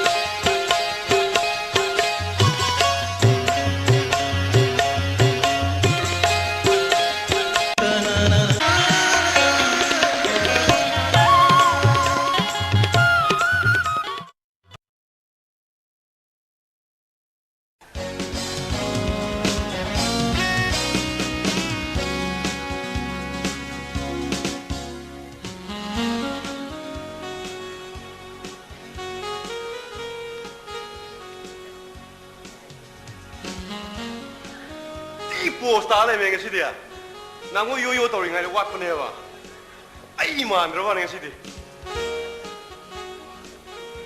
oi ne pe lo khai na ta ne ai go mi ne ngam re gan si si ta ma dia si si ne ngo na khan jari si ga ngo na wang jari wa khan si ga ai ne ngam de shu ya de ngasi dress de ko pa bung chi na u zara de ba ai chalam dai ti pin ga dam ne ba na no mu ni ne ba bung ko bi ru ba bo 이샤디 온통 복색래다. 거의 홍바봉. 곧 아무부가 슛 릿버시디 온통은 박해봐. 어머. 낭복긴 담이 시민이디 나항이 가림도 강한 모이니. 하. 낭나 셀리지 진세가 입은 바까리 금바 하. 아두니들의 사시디야. 마팜 마담기 마뚱이나 비색 작사 홍바 가림도 가이디 사시디. 이세. 그냥 뭐 시시부 따라 따라 막 가이 샤이드나 트라 프로그램 몸을 해두고 탱드리브라. 날리 탱드리 바보 아두나 기타 리마인드 오저머니. 낭도 가리 프로그램 내봐. 못콜.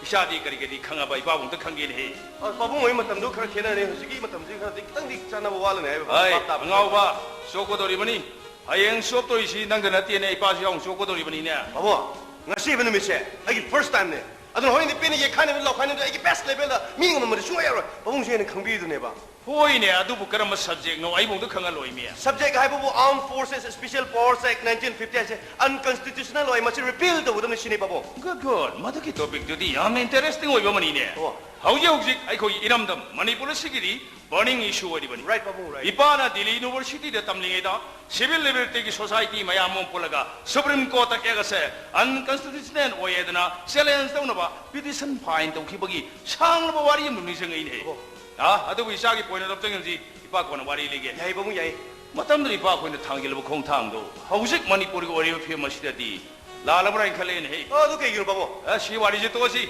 năng 랩도 이 시까마 사이트는 바보 이 petition 사이트는 왜 벌레 파일 바보 그 아두 어디 petition이 사이트기 arguments가 도더러 이빠는 모두기 카운터 더럽게 하이버디 나온다 말이 예까도 봐도 아이는 칼로 바보 어디 앞들 보원이 바보 하우스 바보도 돼 하우스 이 카이나 지금 오케이 하우스 하우스 바보 Ahora, ahora, kada hum jabra la imphane to hoine horone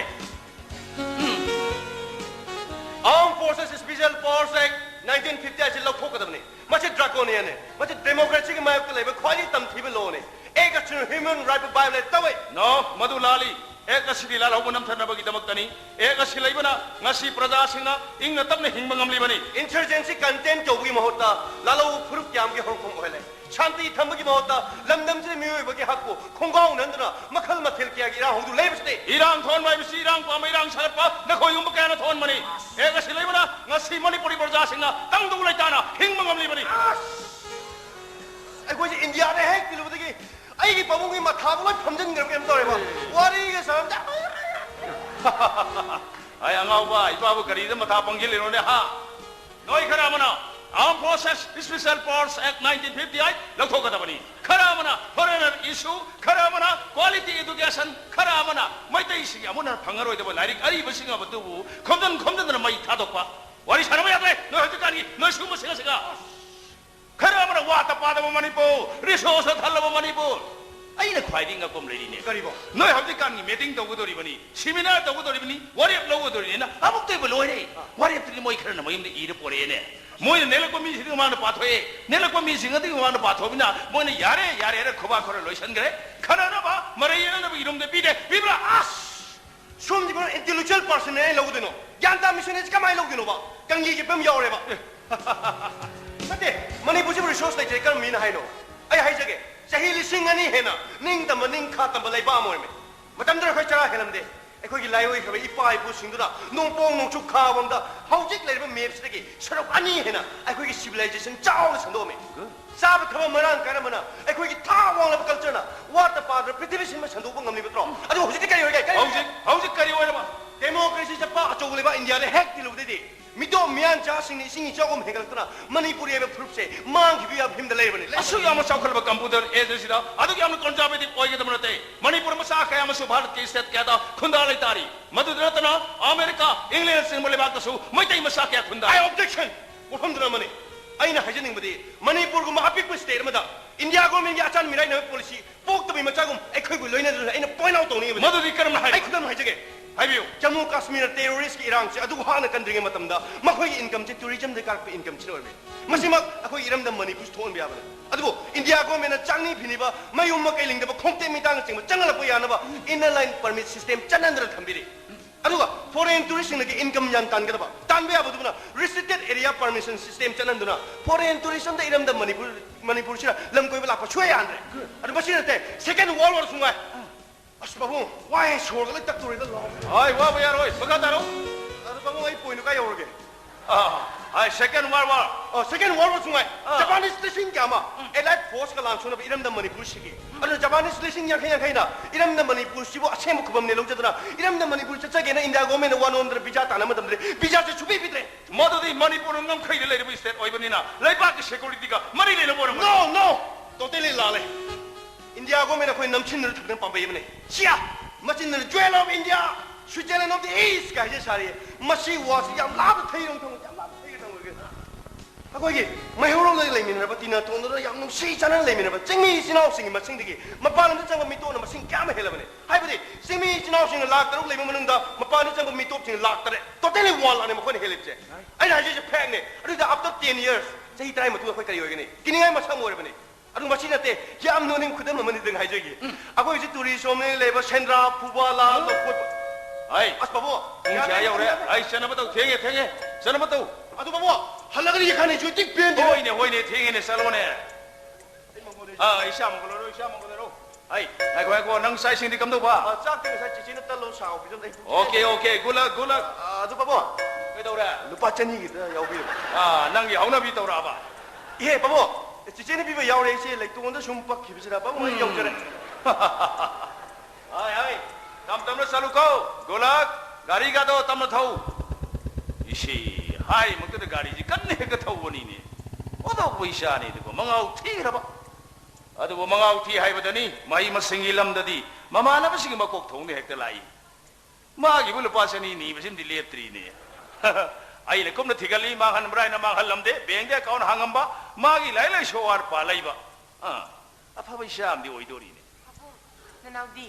hai hauji te gari thau di ni nang hodra ba Ma de sa kam da sa khidre na. sara roi ye kari ke no nang na yukta yam bijara ma ne ne ise ba ji pung sha yo rin he mi no ba sa ka da ni ne telephone wari cha ba ya de ba gi thika gi manang matang da dimale to lam ba do ai kana no ba phat ta ba ngam tre nang pa bung biren dong tong na ruke mi hanga ba lai ten khung ga dam ni ko ipa sak to halag sar ge Babu. noi ba bum sa de ke dong hai halakani hai Haye. Ima bien ga wari sana bada da za bada di hangchit ora ma le babu. oh Haye. Hangchit ora ma. Kari gino.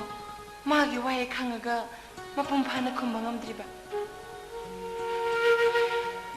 ꯅꯨꯡꯁꯤꯕ ꯍꯥꯏꯕꯗꯣ ꯂꯥꯞꯅ ꯂꯩꯁꯤꯅꯨꯗ ꯑꯩꯗꯤ ꯃꯤꯅꯨꯡꯁꯤꯗꯣ ꯈꯛ ꯄꯥꯝꯖꯩ ꯀꯔꯤꯒꯤ ꯊꯃꯣꯏꯁꯤꯅ ꯃꯥꯕꯨ ꯎꯔꯒ ꯀꯔꯤꯒꯤ ꯇꯅꯤꯛꯂꯤꯕ ꯎꯗ꯭ꯔꯒꯅ ꯀꯔꯤꯒꯤ ꯂꯩꯇꯥꯛꯐꯝ ꯈꯪꯗ꯭ꯔꯤꯕ ꯑꯩꯅ ꯇꯧꯔꯤꯕꯁꯤꯕꯨ ꯀꯔꯤꯅꯣ ꯑꯩꯅ ꯈꯜꯂꯤꯁꯤꯕꯨ ꯆꯨꯝꯕ꯭ꯔꯅꯦ ꯃꯁꯤꯕꯨ ꯅꯨꯡꯁꯤꯕ ꯍꯥꯏꯕꯗꯨꯔꯣ 앙팅 하이쿠 하이쿠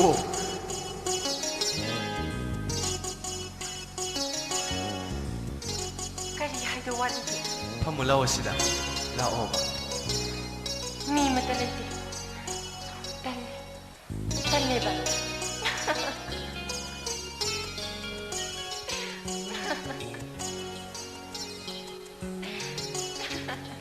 ꯆꯥꯛꯂꯣꯏꯔꯕ ꯈꯠꯈ꯭ꯔꯦ ꯀꯩꯗꯧꯒꯦꯅ ꯈꯜꯂꯤꯅꯣ ꯅꯨꯃꯤꯠ ꯆꯨꯞꯄ ꯃꯤꯀꯨꯞ ꯈꯨꯗꯤꯡ ꯅꯪꯒꯤ ꯈꯣꯟꯖꯦꯜ ꯉꯥꯛꯇ ꯅꯪꯒꯤ ꯌꯥꯊꯪ ꯉꯥꯛꯇ ꯆꯥꯛꯂꯣꯏꯔꯕ ꯃꯤ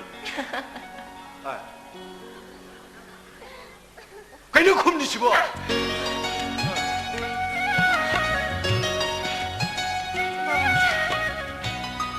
ꯄꯥꯈꯠꯄ ꯐꯔꯕ꯭ꯔꯥ ꯀꯅꯥꯒꯅꯣ ꯅꯪꯅ ꯍꯧꯖꯤꯛꯇ ꯋꯥꯔꯤ ꯁꯥꯟꯅꯩꯗꯣ ꯀꯅꯥꯒ ꯋꯥꯔꯤ ꯁꯥꯟꯅꯩꯅꯣ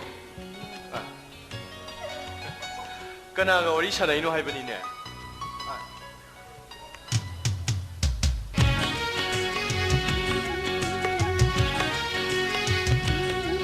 ꯀꯅꯥꯒ ꯋꯥꯔꯤ ꯁꯥꯟꯅꯩꯅꯣꯕ ꯑꯩ ꯈꯪꯕ ꯌꯥꯗꯕ꯭ꯔꯣ ꯌꯥꯏ ꯑꯗꯨꯗꯤ ꯀꯅꯥ ꯀꯅꯥꯒꯅꯣ 이몽시대 레이바 바봉자가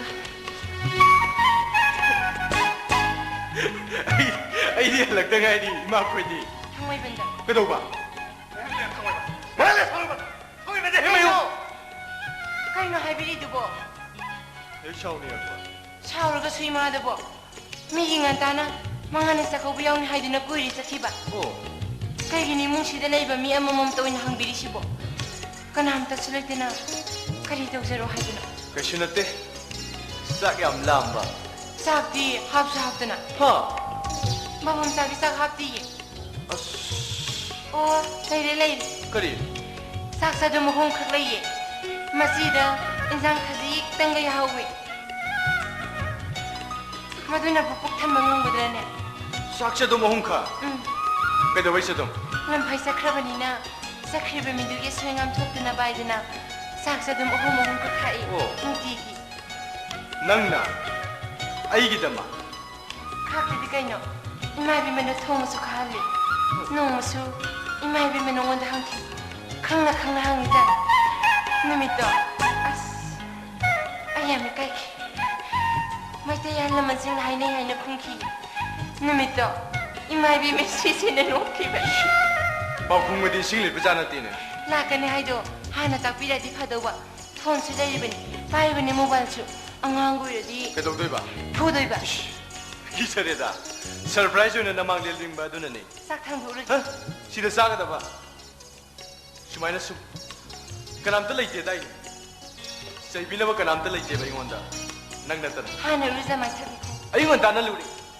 ꯂꯝꯕꯤꯗ ꯊꯕꯛ ꯌꯦꯡꯂꯤꯉꯩꯗꯁꯨ ꯅꯣꯡꯅ ꯐꯨꯔꯤꯠ ꯐꯨꯅ ꯄꯨꯂꯞ ꯂꯨꯞꯄꯨꯔꯕꯅꯤ ꯑꯅꯤꯔꯛ ꯁꯨꯔꯕꯅꯤ ꯉꯁꯤꯒꯤ ꯂꯨꯔꯤꯁꯤ ꯁꯤ ꯈꯛꯇ ꯉꯥꯏꯔꯤ ꯍꯣꯡꯈꯤꯕ ꯑꯩꯕꯨ ꯀꯌꯥꯗ ꯃꯥꯅ ꯑꯣꯏꯗꯕ ꯉꯥꯡꯉꯤꯅ ꯌꯦꯡꯉꯨꯅꯤ ꯁꯩꯇ ꯑꯣꯏꯕꯅꯤꯅꯦ ꯅꯣꯡ ꯂꯨꯞꯄꯒꯕꯨ ꯐꯤꯔꯣꯜꯗꯤꯗ ꯆꯣꯠꯁꯨ ꯆꯣꯠꯇꯅ ꯑꯌꯨꯛꯀꯤ ꯋꯥꯔꯤꯅꯤꯗ ꯂꯝꯕꯤꯗ ꯂꯥꯛꯄꯗ ꯀꯪꯈꯤꯕꯅꯤ ꯁꯦ ꯊꯥꯖꯗ꯭ꯔꯦ ꯌꯦꯡꯉꯨ ꯁꯤ ꯆꯣꯠꯂꯤꯁꯤ ꯁꯦ ꯌꯦꯡꯉꯨ ꯌꯦꯡꯉꯨ ꯆꯣꯠꯇ꯭ꯔꯥ ꯆꯥꯛ ꯊꯥꯡꯗꯣꯛꯄ ꯌꯥꯔꯕ ꯅꯠꯇ꯭ꯔꯣ ꯊꯥꯡꯗꯣꯛꯎꯔꯒꯦ ꯅꯪ ꯉꯁꯥꯏ ꯑꯩꯉꯣꯟꯗ ꯑꯩꯒꯤ ꯆꯥꯛ ꯍꯥꯞꯇꯦ ꯍꯥꯏꯗꯨꯗꯤ ꯀꯗꯥꯏꯗꯩ ꯆꯥ ꯑꯩꯁꯨ ꯆꯥꯗ꯭ꯔꯤꯌꯦ ꯅꯪꯒꯤ ꯁꯔꯨꯛꯇꯣ ꯃꯦꯟꯊꯣꯏ ꯀꯔꯝꯕ ꯁꯥꯍꯦꯕꯅꯣ ꯏꯟꯖꯤꯅꯤꯌꯥꯔ ꯁꯥꯍꯦꯕꯂꯣ ꯊꯤꯀꯥꯗꯥꯔ ꯁꯥꯍꯦꯕꯂꯣ ꯎꯅꯅꯤꯡꯉꯤꯗꯨꯕꯣ ꯂꯝꯍꯦꯟꯕ ꯏꯟꯖꯤꯅꯤꯌꯥꯔ ꯁꯥꯍꯦꯕꯇꯣ ꯃꯅꯥ ꯑꯃ ꯂꯩꯊꯠꯀꯦꯅ ꯊꯤꯔꯛꯄ ꯂꯩꯁꯜꯂꯣ ꯑꯝꯇ ꯀꯩꯅꯣ ꯅꯪ ꯇꯧꯔꯤ ꯃꯁꯤ ꯉꯥꯎꯗꯧꯔꯤꯅꯦ ꯀꯔꯤ ꯄꯥꯕꯤ ꯇꯥꯃꯣ ꯑꯩꯕꯨ ꯀꯩꯅꯣ ꯅꯪ ꯇꯧꯔꯤ ꯚꯥꯏ ꯃꯦꯝ ꯁꯥꯍꯦꯕꯀ ꯃꯥꯜꯂꯨꯔꯕ ꯆꯠꯂꯣꯍꯦ ꯃꯁꯤꯗ ꯉꯥꯎꯁꯤ ꯑꯣꯟꯊꯣꯛꯄ ꯃꯤ ꯑꯉꯥꯡꯁꯤꯗ มีอ่างนะเตี้ยดันนางจุลไลชาบินีดาเมมถ้วยน้อยตาโมกี้คุยเสมอไอ้กี่สุยอร์ 파니 싹디 cô nó ra ra cái ก็อินุกโกนอะไร ngay xưa yêu cái sắc cha đi mi cái doctor โอ้ไอ้หลักกันนะกายเรียสินี่เนี่ยนั่งน่ะสักษาบมานะนั่งกิเชบะยัย xin được không mà chứ nó tiền thằng một cái đây chả luôn nó 파기지박이 네로 면 토시에 마삭 퍼져버가 싱리에 뭐가 영나보다 마군네 헬레버도 짭짠 투에 아이 누이다 농을 라이다 누이 용서 누이기 개수하는 오실라면 아이 누이 용 강우드랍네 아다 너네 가이 미싱다 한거다 마삭 퍼져비도 아이다나 마기 람차 사자 부 몇번 거딩거나 싱타네 마부 강다바 마부 소나다바 밀라이티 세파레세 타박샤 들어 예 ngasi 어디네 아다 숨 소티니 꼬이 토케엔 토고다 마카롬 보이 텍네 boy 낭 할라 크레나 하이바 아다 숨문나기 엔상 그리 이노 가이 레게 이마 변은 낭 헬라 부우노 하이바 이모 이마나 오 루마 가이 되기로 오사도 울어봐 우들이 예용 가이 더니 예 거의 노 하이 오이로이 두부 오이로이 우라디 ngау네 낭 아이디 모이디 디랑 뱀 또 이샬리야 ngau리 예 거의 놈도 메시디야 비모 예 아이 하나 숭아오케 혹시 숭아오리 앙아오베 이거나 너고 사푸는 ngau는 무슨 각감 낭 ngау리 좀 까나 nang ngawli du imai bem da siang na hairo imai bem sala marai haijaru ni nang na ring jena dam pan du ka 링젠 부독 빼야 뭐 맞당 나 adu wer kana ngon da hairo dana ngon da haibidi kai dena kana no 가이 버기 와나 티 비모 siam no hairo 티 pare ai sala 하이 ku이지부터 와 이게 생각만 갖다 링질 놓게 들어게 nang na ngon da wa lo la kai 아이 그라이 놀러게 봐 생각 갖다 링질 놓게 들어게 ai ko la ki sala 세 ku이젠 타기 oh na bito 아이 더 너 아이 그래 bito ho chuang i maring jen dum le 아이 더이 부상으로 부산 거래 부상으로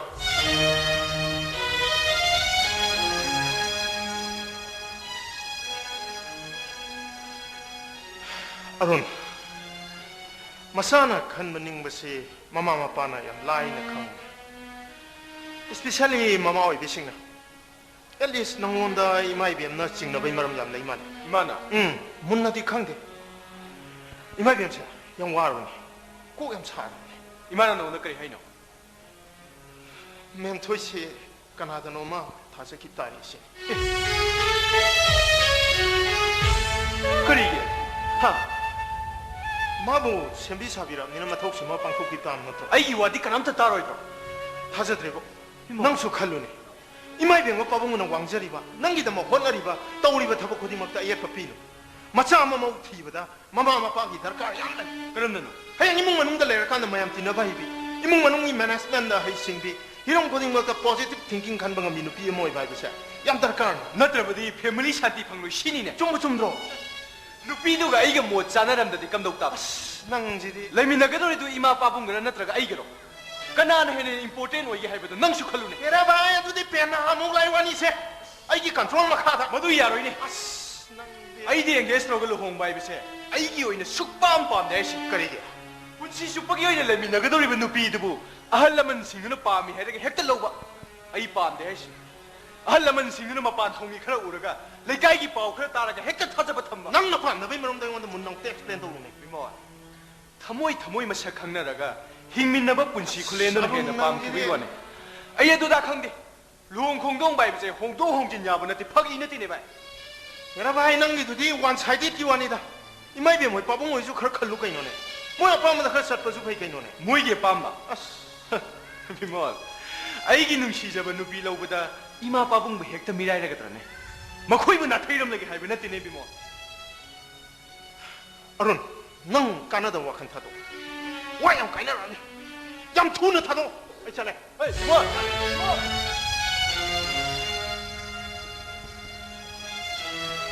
그저러게 바본자 나무나 코이기 더워야 되는 사우르자 그시고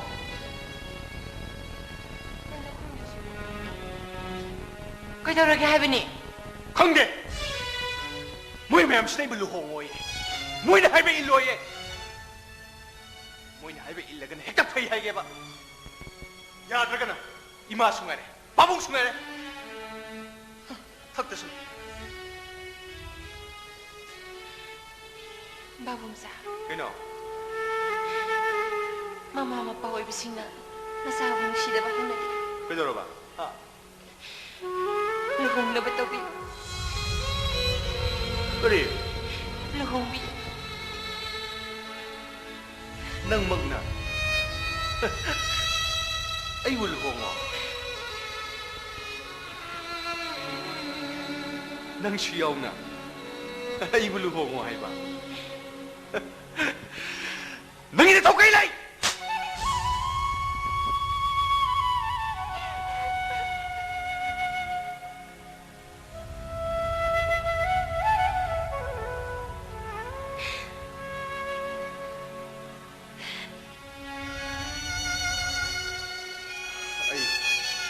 아이 와클라만에게 소이크래. 아이 능원데 얌란 그래. 라. 이마이미 벨라. 아이 그래.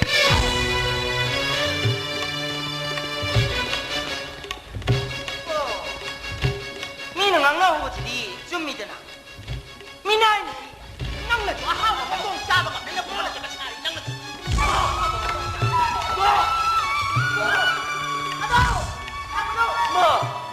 나마이 반다고 너 이제 나마이 부드러 새빵을 먹니 아이 마이 새 탐만 나이데 미기 싹싹 팜두다 아무나 뭐 항이 아니 니나 집원 아니 니나 아홉 되는 강아 아이 시저닝해 아이 시저닝돼 에이 미나이 누비 나쁜 치들 루카 건더기 찡크비라가 좀 찬누아이나 탐비버기 마이로 나는 싸치 성들을 싸라고 혼내라면서야 이미 때 싸는 걸로 내 큰데는 우리 싸대 싸버리 칼라가 남의 파고 막 봉투 하나 꺼봉 엄다고 막 거의 토이 꺼보기 아이고 미나이 누비 나 싸스라 나는 이몽자 카베이 크락 사든 나가 아이가 내가 보는 막 바보 보는 막 아이 안 꺼내 꺼내.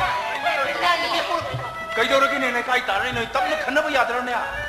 땀나 이나 카나카지 하면 어스나 시, 아도 그이도록이 해보니. 이제 내가 부자 없길래 내가 이사라살래 아이 미기 마마한 마야 제탕 먹으면 이시, 아도 그이도록이 해보니 난과. 마고 이사살을 요먹이 마이로 그래. 마치리 탕통도 못 팔아가 멍없삼지 아이.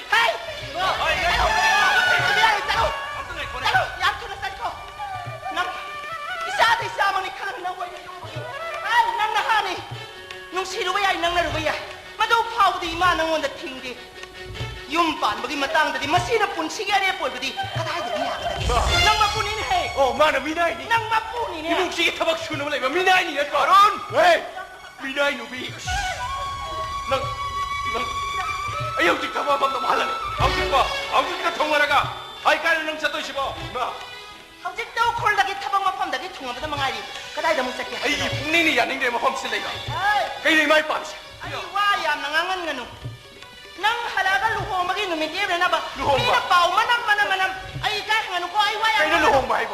아이 루홍기를 하시는 거로요. minani gisigiro 아이 그것도 루홍. minani gisigiro 아이 농사리 동아이 코네. minani gisigiro ay nang sumahat sandal wala gelo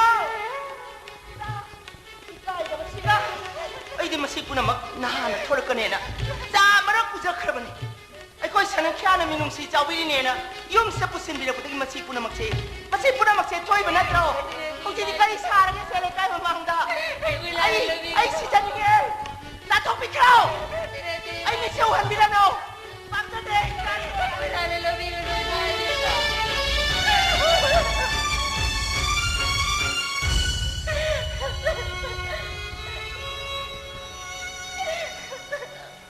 토이 깝가노 나만은 아우이버 세람 리버싱어세 나코이부 파닝버더기니 미오이버기 사나비 하이바 마술레이버니 사마지 미노 모이사 하이바 마술레이 아이 코이기 이젯 하이바 마술레이 보나먹싱아도 예anga 나코이다 강암버니 세람버니 낭이다먹다 이빨레디 바라 낭부 싸움을 홍비게 어운 보트가 아마따 와달라 모야니니 아마나 타와안다기 고젠기 다이버도 아마나 코이시의 두칸 펌바 야오버도 그리바 마이 마밍도 라젠 마코이 아니기 마락다기 이사 토이네 파모모 칼라가 나시 노모네니기 마능다 이파다 하이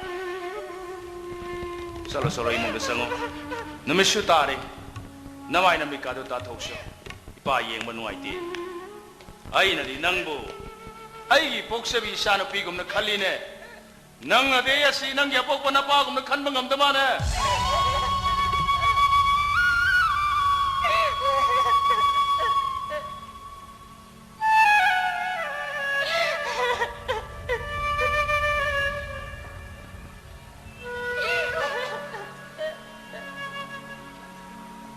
ꯃꯦꯝꯊꯣꯏ ꯅꯪ ꯉꯁꯥꯏꯗꯒꯤ ꯃꯄꯥꯟꯁꯤꯗ ꯀꯩꯗꯧꯔꯝꯃꯤꯅꯣ ꯍꯧꯖꯤꯛ ꯐꯥꯎꯕ 이munꯒ ꯆꯪꯂꯤꯕ꯭ꯔꯥ ꯍꯥ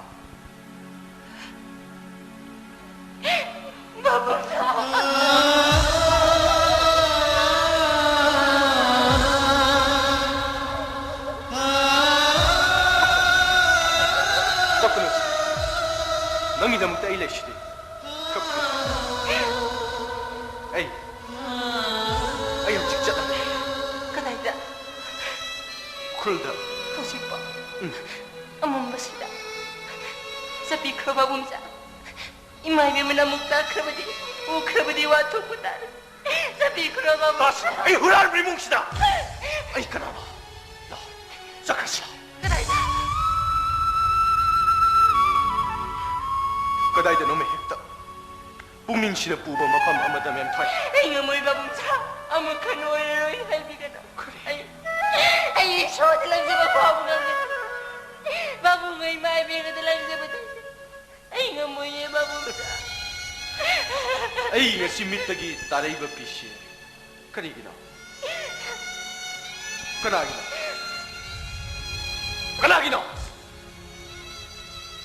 nang ibu thadok pang magata.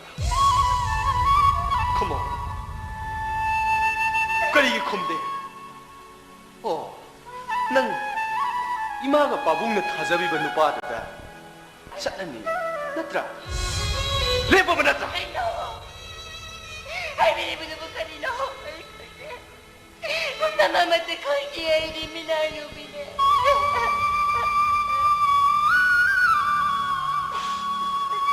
Ay ipagkundi siba. Kino no nangang ibu ha. Kito rin na. Ay bunong sibi na ba di? Kamusin. Numuon mga pinabiyo ba mo? Ay buwaraw bigan na. Ay bunga piyo ba mo? Ay waraw ke. Ay kanada su waraw ke. Ay nga siti nang wanda. Wang tahay ke. Nang ingonda. Amukta. Ang tang. Dadahay na. Amukta di ko. Ay siya tayo.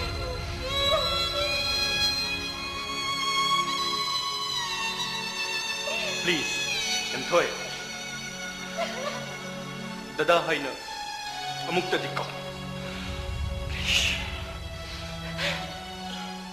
Dada.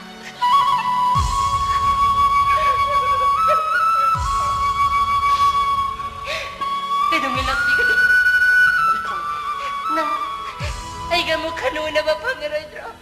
Ay nanabusa ba pangarodro?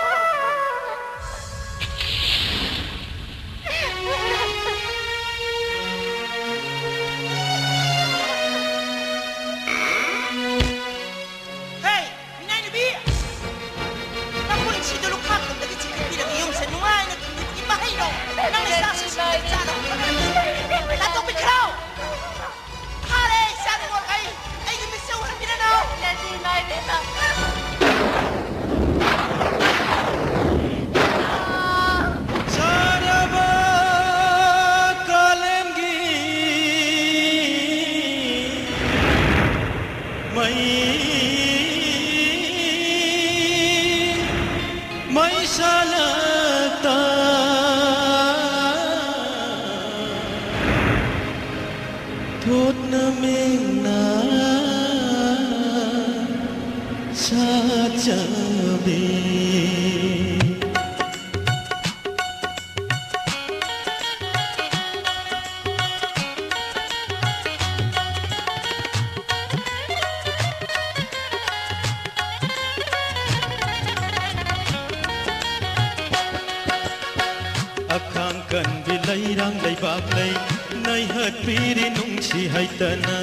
अखांग कन बिलाई रंग लई बाग लई नहीं हट पीरी नुंसी है तना जोइना ताहल्ले लई रंगी लईना जोइना ताहल्ले लई रंगी लईना लईना खुदिंग मा अखांग कन बिलाई रंग लई बाग लई नहीं हट पीरी नुंसी है तना अखांग कन बिलाई रंग लई बाग लई 아니 하시아들이 능원되는 와그네 하이 지나왔기네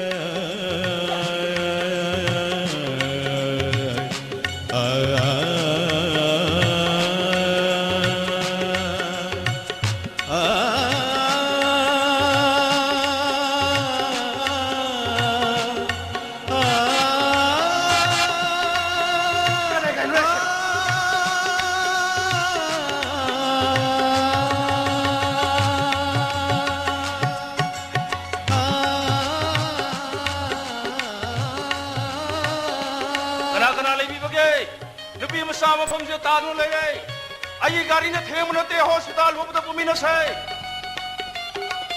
कना कना ले बगे नबी मसा मफमसे तानु ले गए आई गाड़ी ने थे मनते हॉस्पिटल वो तो पुमी न से मीनुंसी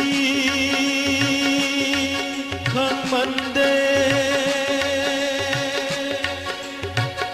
नोंदबा नंगसे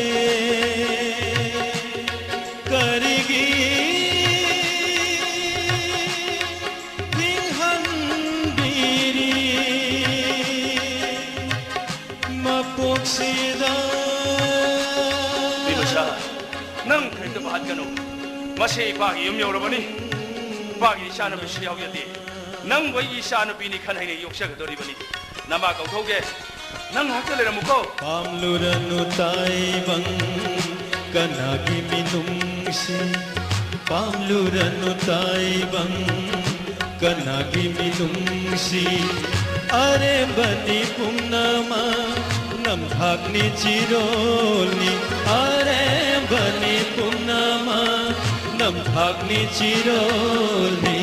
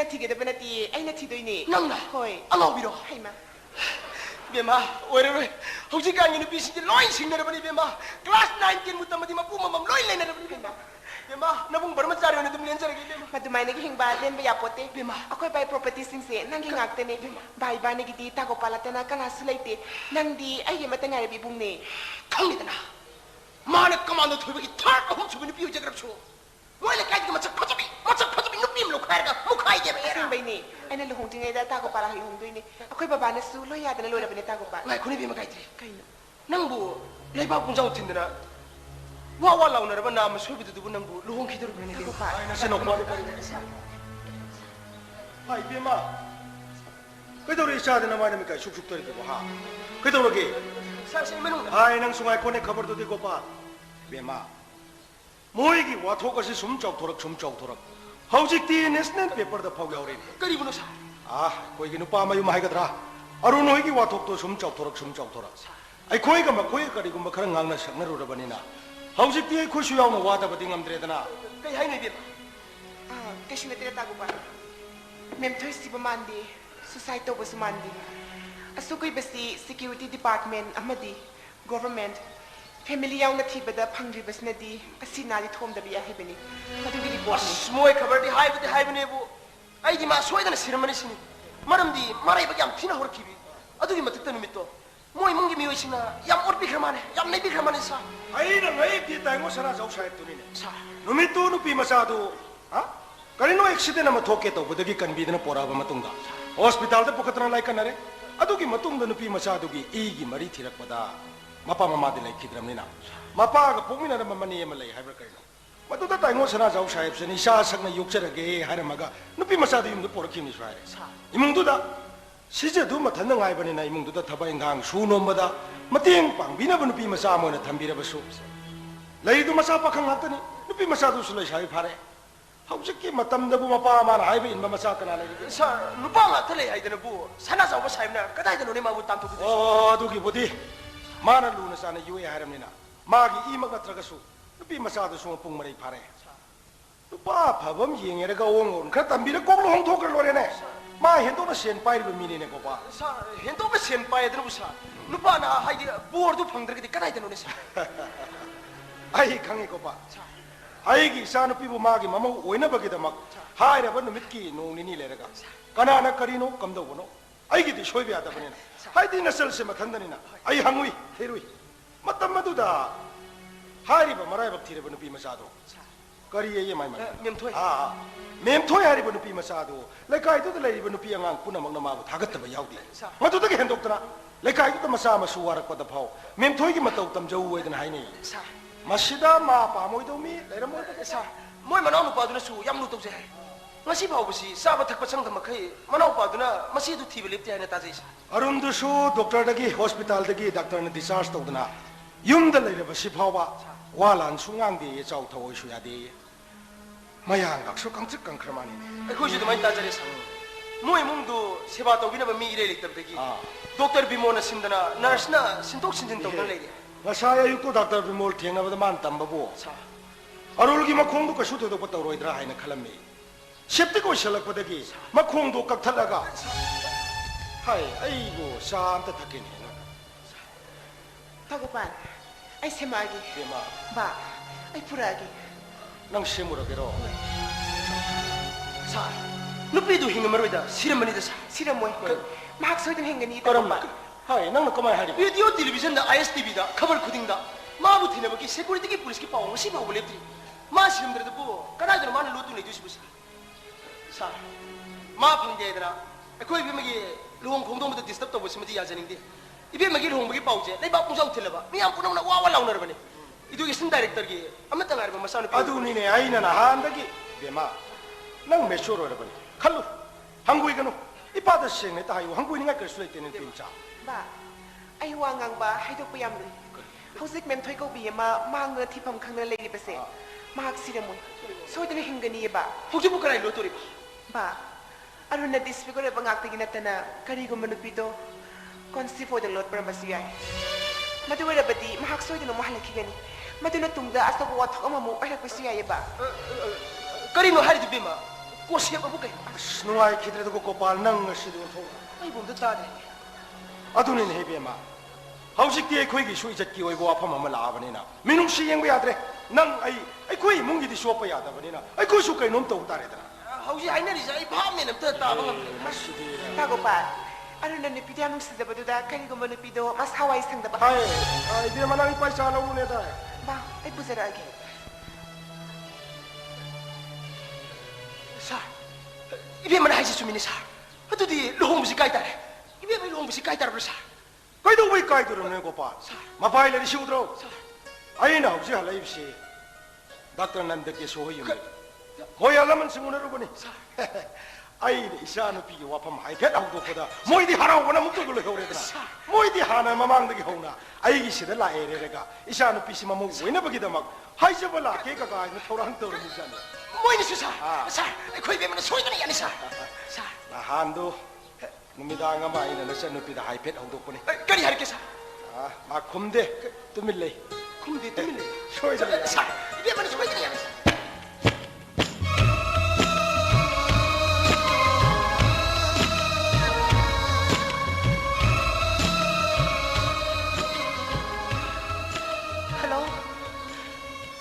Hello. Kanano pa rin siya? Hello. Di mo. Nang halabro. Ima nang halabro na telepon tawag tawag man eh. Mo. Ma. Nahandagin ni Tirwa na kari kumanta sa utaw yadre. Ay magi mataw sa iyong mga mdre.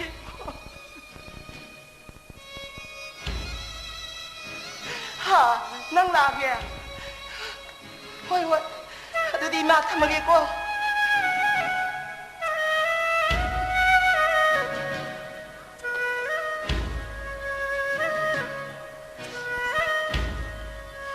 Ito ang wakal teli dahil siya. Kani sulay taba migi minong may sakar kiro bagi damak. Isado ko na idalay ng ngani.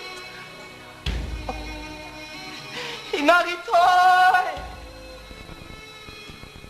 Nang imawaraw ka nung ko. Nang inamakan ba na imagi? 뱀뱀아, 이봉아. 앙앙기야 나바이 비밤시고 가만히 또 보자. 카라파갈레 하이타이. 다샤 하이도 따리네 또 오늘 이거 모은 것이 또 시행 하라보다. 강들이 까리 하이게다 오늘 아이시. 랭센 비와 있자 노. 아, 야저래. 아이기 원래 원래 비로는 와나 거니. 당무수. 보이 당무. 아무도 레이저. 야저래 당무. 닥터는 방안게 나왜 비움시고 거리 해비리거든. 파우디 하나 따비라머니. 보이 아이수 그러디 다저래. ngasi 당무가 있다면 뭐가 다 이슈 따나다 와야다고 와품 함레든 락저림. 그럼 와펌노 핵다 딱비요. 오이리바 몽시다 시행 하나보다 이슈다 시행 하이펑 강제들이. 싱나비견노 까리노 핵다. 까리노 혹시가 이나 혹도 거도리 시행오도 수다 시행. 까리. 싱나비견. 하이비닝도 핵다 하르가 로리. 삼나 하나보다 때문에 뭐 와리 왔다 이샤나다나 하나 야나 그러고 와품니. 아이 혹시 수야 저리고. 아또 이샤노 피자 하나 딜리더 리서치 와가 뭐 또저봐. 로싱가도 뭐 카크로 와리바. 소음도 이봉옥이 하나 비움시 파글럭 뻥아이 보이나. 마히시마 카 땀땀 다자 한게 해드나. 호이. 앙앙도 마히마카 땀한게 딱비바. 하이. 리서치도 올라오디. 그리 슈카이디네 시자. 하. 왜 슈카이디? 얌파이다. 누아이즈레다. 아, 고파. 사나 당나도 거라. 타이나페. 텔레폰으로 거요 테이블도 픽피 아드는 누아이라 로이네. 샤시 테이블 마사지 데케. 아이나 그땅 사나 당나바이나 부자를 보내다. 마디 아다무 리앱트나 레이네 타위샤. 비마사수 야오리. 아이 셋건 해도도 마수 야오닝에드나. 베마 상올라로. 이까이라 그렇게 노만 타위시고. 베마 라오 까리 까요 네. 아이 라오 팅이나 보니 팍. 라오. 마디 마상암다드나 마탁다부 레랑가니. 마탁다 까루 시레 베마. 아, 나바 예뻐도 여러분 거부는 하이펫 우나름 바페. 난 하이펫 우나름 기게 해봐. 야라니다. 바. 오늘가수 야라니다. 아도 됐다요. 슈티 오이링은 시다 이슈 머루만 빵 아무니 못ang 우네자닝바. 아, 비마. 락파디 파이샤 가리임 뚜데 पुनः लागमिनरे. nang namulai hawaina muchaki to budi farak tarani. पुनः चमिन तो उसे. ai tem bema tai ngoi yobjarage. No mana tai chaba dei bema. hai pa gan mama ni chon.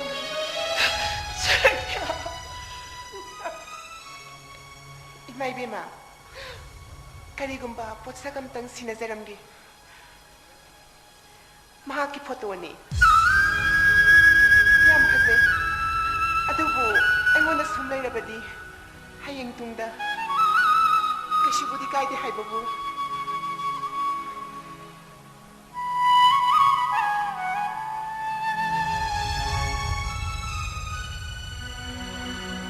빠봉 나사모 자세로키기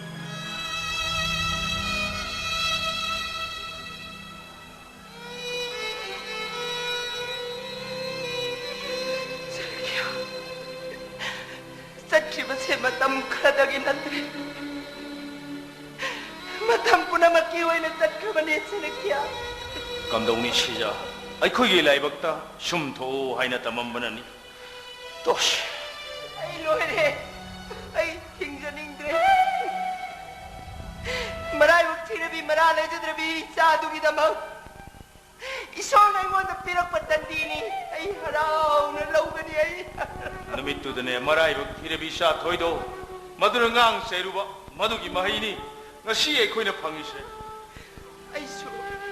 ay sukari sunat na ba namin aduda salakya isado na nga si ipaw mo pamarangkang na tipangkang na nalayri siya ay asi mo kaya mo yaw na paptaw krabagin ay salakya yare to ay isari mo ko sumasama ko si nang ito ka dorogya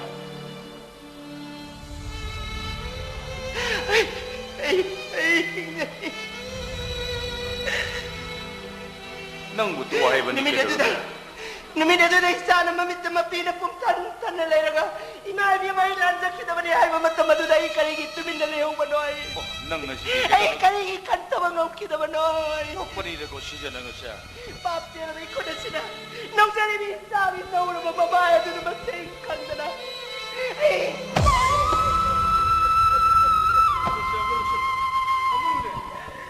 Ay, jaring eh.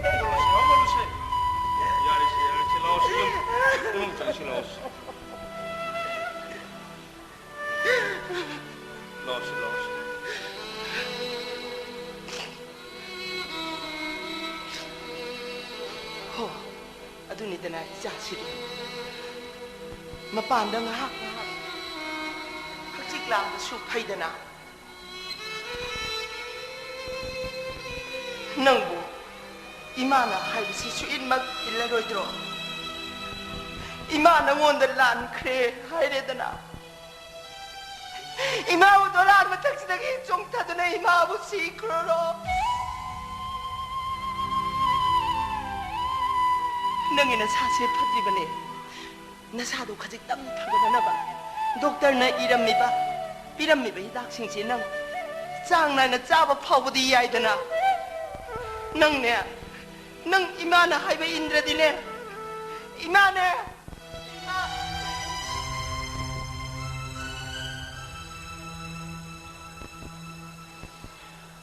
바봉 맴토이부 단톡비키버시 숨미 하이나 칸비브라 아룬 이샤 토이부 까남다 단키버 레이티 마마 톰다 삿키버니네 너미트르 나마나 강키버 사이키버 싱아두디 나 코이부 파닝바다기니 마마마 파이버 싱나마 사오이버 싱아세 아파바 하이버도 마도 각다 먹고 했닝이 핫다버 람비다 카이동을 살라닝디 마도나 마람 모이드나 강키버니 사이키버니 hꯧzik isa thoibai khoi thiri honaba yabo honaridana ha narang pani desu masena sakhiba nimittagi kaptana dum lei mase phangdi bauri ma haloi hairami sa thoidane hingnabri thamai gang suramba yumdrasu ha kanena hairami paula ko sumayaridana ha nang sunamitra saudana gari kanna thaubadagi laibak thiduna accident thoe nuksiri bisang asiri soinarbi misak oirabada Mama paawari bai ko sikari warang ngonese nang karimta khandra bro abong aidi aigi khongna ma soinai bagi dama kaishu wati nanau su leisidi aigi kaishu wati aina wari bati ma bu kadai da kamdoro ngadagi haiba ai khangti magi ni haibada hanna yengbada kana su udrabi awabata na masarak oijaraklabi 맴토이기니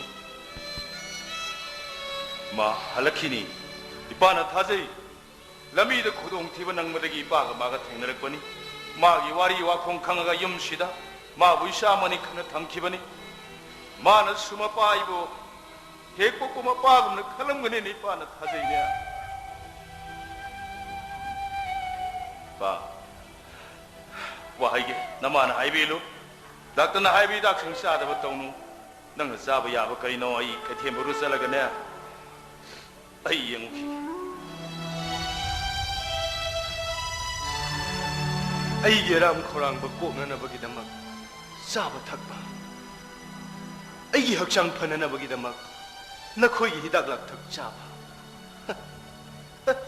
ꯑꯩꯒꯤ ꯍꯛꯆꯥꯡ ꯐꯒꯅꯤ ꯀꯟꯈꯠꯂꯛꯀꯅꯤꯀꯣ ꯑꯗꯨꯒ ꯃꯥꯗꯤ 마부 잡아 털고 방황거다. 그나나 마부 영신 비람거니. 멤토이. 낭의 국분 치수포기 여인은 타독도는 짝방암 나가더라. 학상디 파간 오래. 수마이나 영번 음식다 크라이 한 번씩 파이. 학상은 크라 프레스 වෙ는 거. 이마이 병이 빠봉이 디가 있어 크라.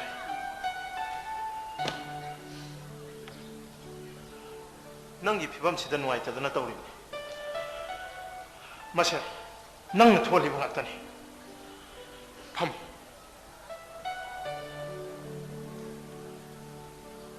낭 내고다 떠올시. 아이부 힘내나 버리네. 낭 내부 힘내는 혼의 시까리기나. 아이 시링에. 아이는 아이주시. 마부네.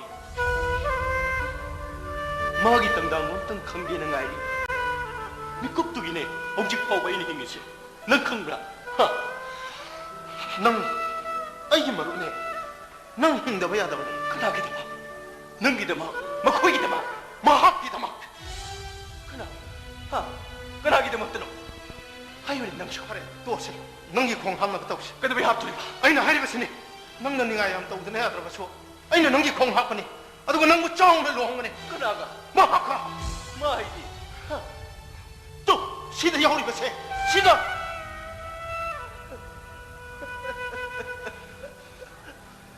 이번 아이기 터모이 농들라 이번 농시버시디 마학도 났더나 까나수 레이베 야로이 마루 아두고 미국 쿠딩 뿡자 쿠딩 아이 포타범 강디 아이 양와이 마루 낭수 칼루네 아이기 시대 레이베 농시버시나 ꯅꯪꯉꯣꯟꯗ ꯂꯩꯔꯝꯕ ꯊꯣꯛꯂꯕꯗꯤ ꯑꯩꯅ ꯋꯥꯔꯤꯕ ꯇꯣꯁꯦ ꯑꯩꯅ ꯃꯥꯒꯤꯗꯃꯛꯇ ꯆꯥꯛꯂꯤꯕ ꯃꯩꯆꯥꯛꯁꯦ ꯅꯪ ꯈꯪꯂꯝꯒꯗꯕꯅꯤ ꯑꯩ ꯋꯥ ꯑꯃ ꯍꯥꯏꯒꯦ ꯀꯔꯤꯒꯨꯝꯕ ꯃꯥꯅ ꯍꯤꯡꯉꯝꯕ ꯊꯣꯛꯂꯕꯗꯤ ꯃꯥꯅ ꯅꯪꯕꯨ ꯍꯦꯛ ꯎꯖꯕ ꯃꯤꯀꯨꯞꯇ ꯈꯣꯡ ꯑꯁꯤ ꯌꯥꯗꯅ ꯂꯩꯕꯕꯨꯗꯤ ꯑꯥꯔꯇꯤꯐꯤꯁꯤꯌꯦꯜ ꯑꯣꯏꯔꯕꯁꯨ ꯍꯥꯞꯆꯤꯜꯂꯒ ꯍꯔꯥꯎ ꯍꯔꯥꯎ ꯃꯅꯥꯛꯇ ꯆꯠꯇꯅ ꯋꯦꯜꯀꯝ ꯇꯧꯕ ꯉꯝꯃꯗꯤ ꯐꯔꯣꯏ ꯀꯔꯤꯒꯨꯝꯕ ꯃꯍꯥꯛꯅ ꯃꯔꯥꯏꯕꯛ ꯊꯤꯔꯝꯕ ꯊꯣꯛꯂꯕꯗꯤ ꯀꯅꯥꯅ ꯍꯥꯏꯔꯤꯕ 이모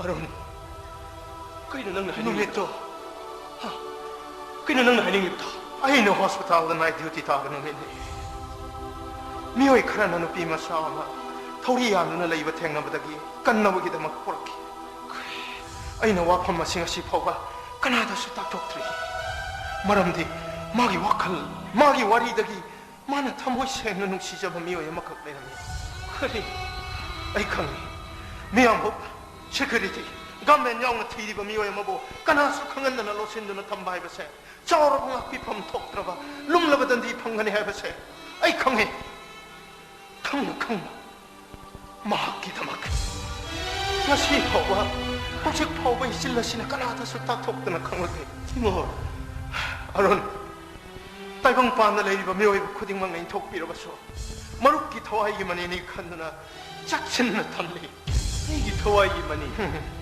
마시디 마니에도 낭이나 펌나 시나라게 그냥 넌 하이리 이거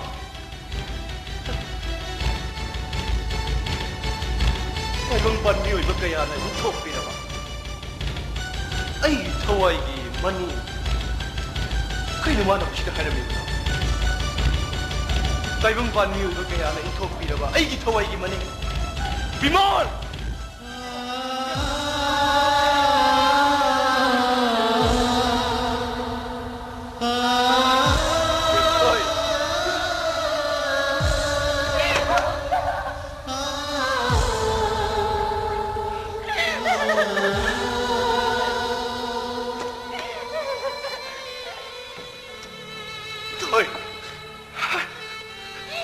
숙구입은 맞담시 능 아이부 타독도는 그나이다 쓰면 아이고 아이 능 뭔가 아이부도 양나 와래 Imay ma. Ma. Imay wala rin labi ko na imay. Memtoy la ma. Ako ni namdan na pato na puri. Ay na. Wala rin labi ko na imay. Imalan ka. Asok ko'y mamatang sinang. Yang kanay nila yung mag-ilaw. Imarami ko karalan kimagidamang nang imawang hapi mga maroy draw. Law. Imatawoy na siya. Nang imawang tungapi. Imaramon na lan kre. Ima, isa pa may walking eh. Ima may pula.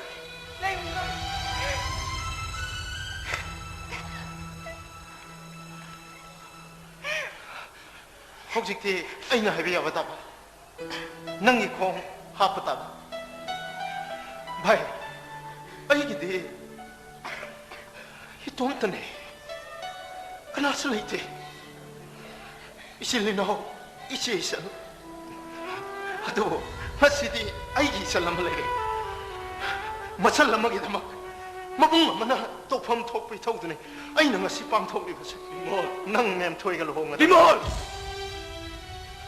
Baru, wahai itu please. Nangche, ayah bisa pilih lagi. Luna cana tini bamaru ni. Nang ibu di nung si benar maru. Hei nang ngai galai nari ba. Nung sini bagi mari di. Wahai no pondok payaroi. Hayo, nang ya pam hayo. Sumi maru. Nang nai bu matungin na. Ay ko nga saya hapke. Lebu bimon. Magase. Maraibak thirabi magini haibada hanna yengbada kanasu udrabi awabatana masaruk ojarakabini khongnama aru aina pambadi memdoigi punsina nungaina lenma punsido ai unliyene maro hayo nangya pamba hayo nangna ibu asengma marum lekana nungsirabadi ay mabung changna kena dhampik nang me thoi bulok sula maro hanon ay inuksi mabuhong doon din niya ba tapi mama pag natambayon mo po sa kumabili ba galing na mabuhay nang ibabung sana hay mawai ilan oy tala nang ibabung sana hay mawai ilan ay inuksi kanalay din na bito wala may punsisi ay inuksi ba din kanalay siya makapo na manigtan na sabi karina ay inuksi ba mo lumay na hapa yun malay pa no Imon! Hoy!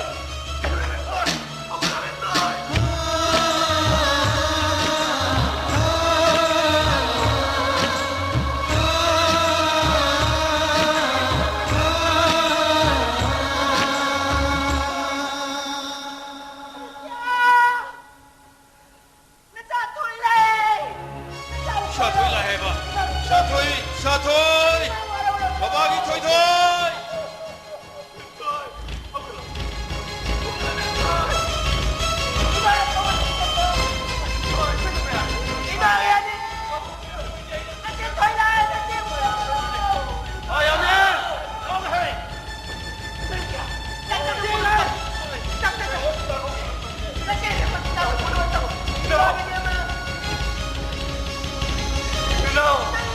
Lagi sisi day na kumagot.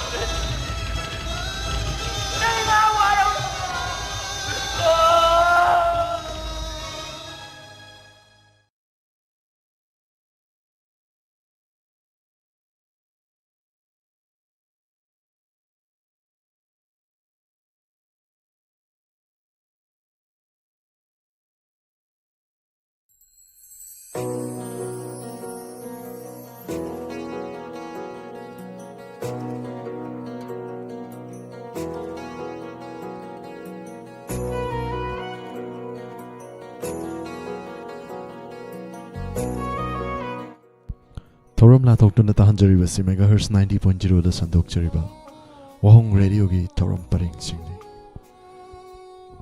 hojik amuk ngak tangi matung da la thok chada ga dawriba thoram Krishna avatar asi Krishna jarmaga mari lenana thamjariba thoram mayam puna sarug yaminasi YouTube amadi Facebook ta laibiri basing na matangi page ta lakpiu ꯂꯥꯟꯊꯣꯛꯆꯒꯗꯧꯔꯤꯕ ꯀ꯭ꯔꯤꯁꯅ ꯑꯕꯇꯥꯔ ꯃꯌꯥꯝ ꯄꯨꯟꯅ ꯁꯔꯨꯛ ꯌꯥꯃꯤꯟꯅꯁꯤ ꯄꯨꯝꯅꯃꯛꯄꯨ ꯈꯨꯔꯨꯝꯖꯔꯤ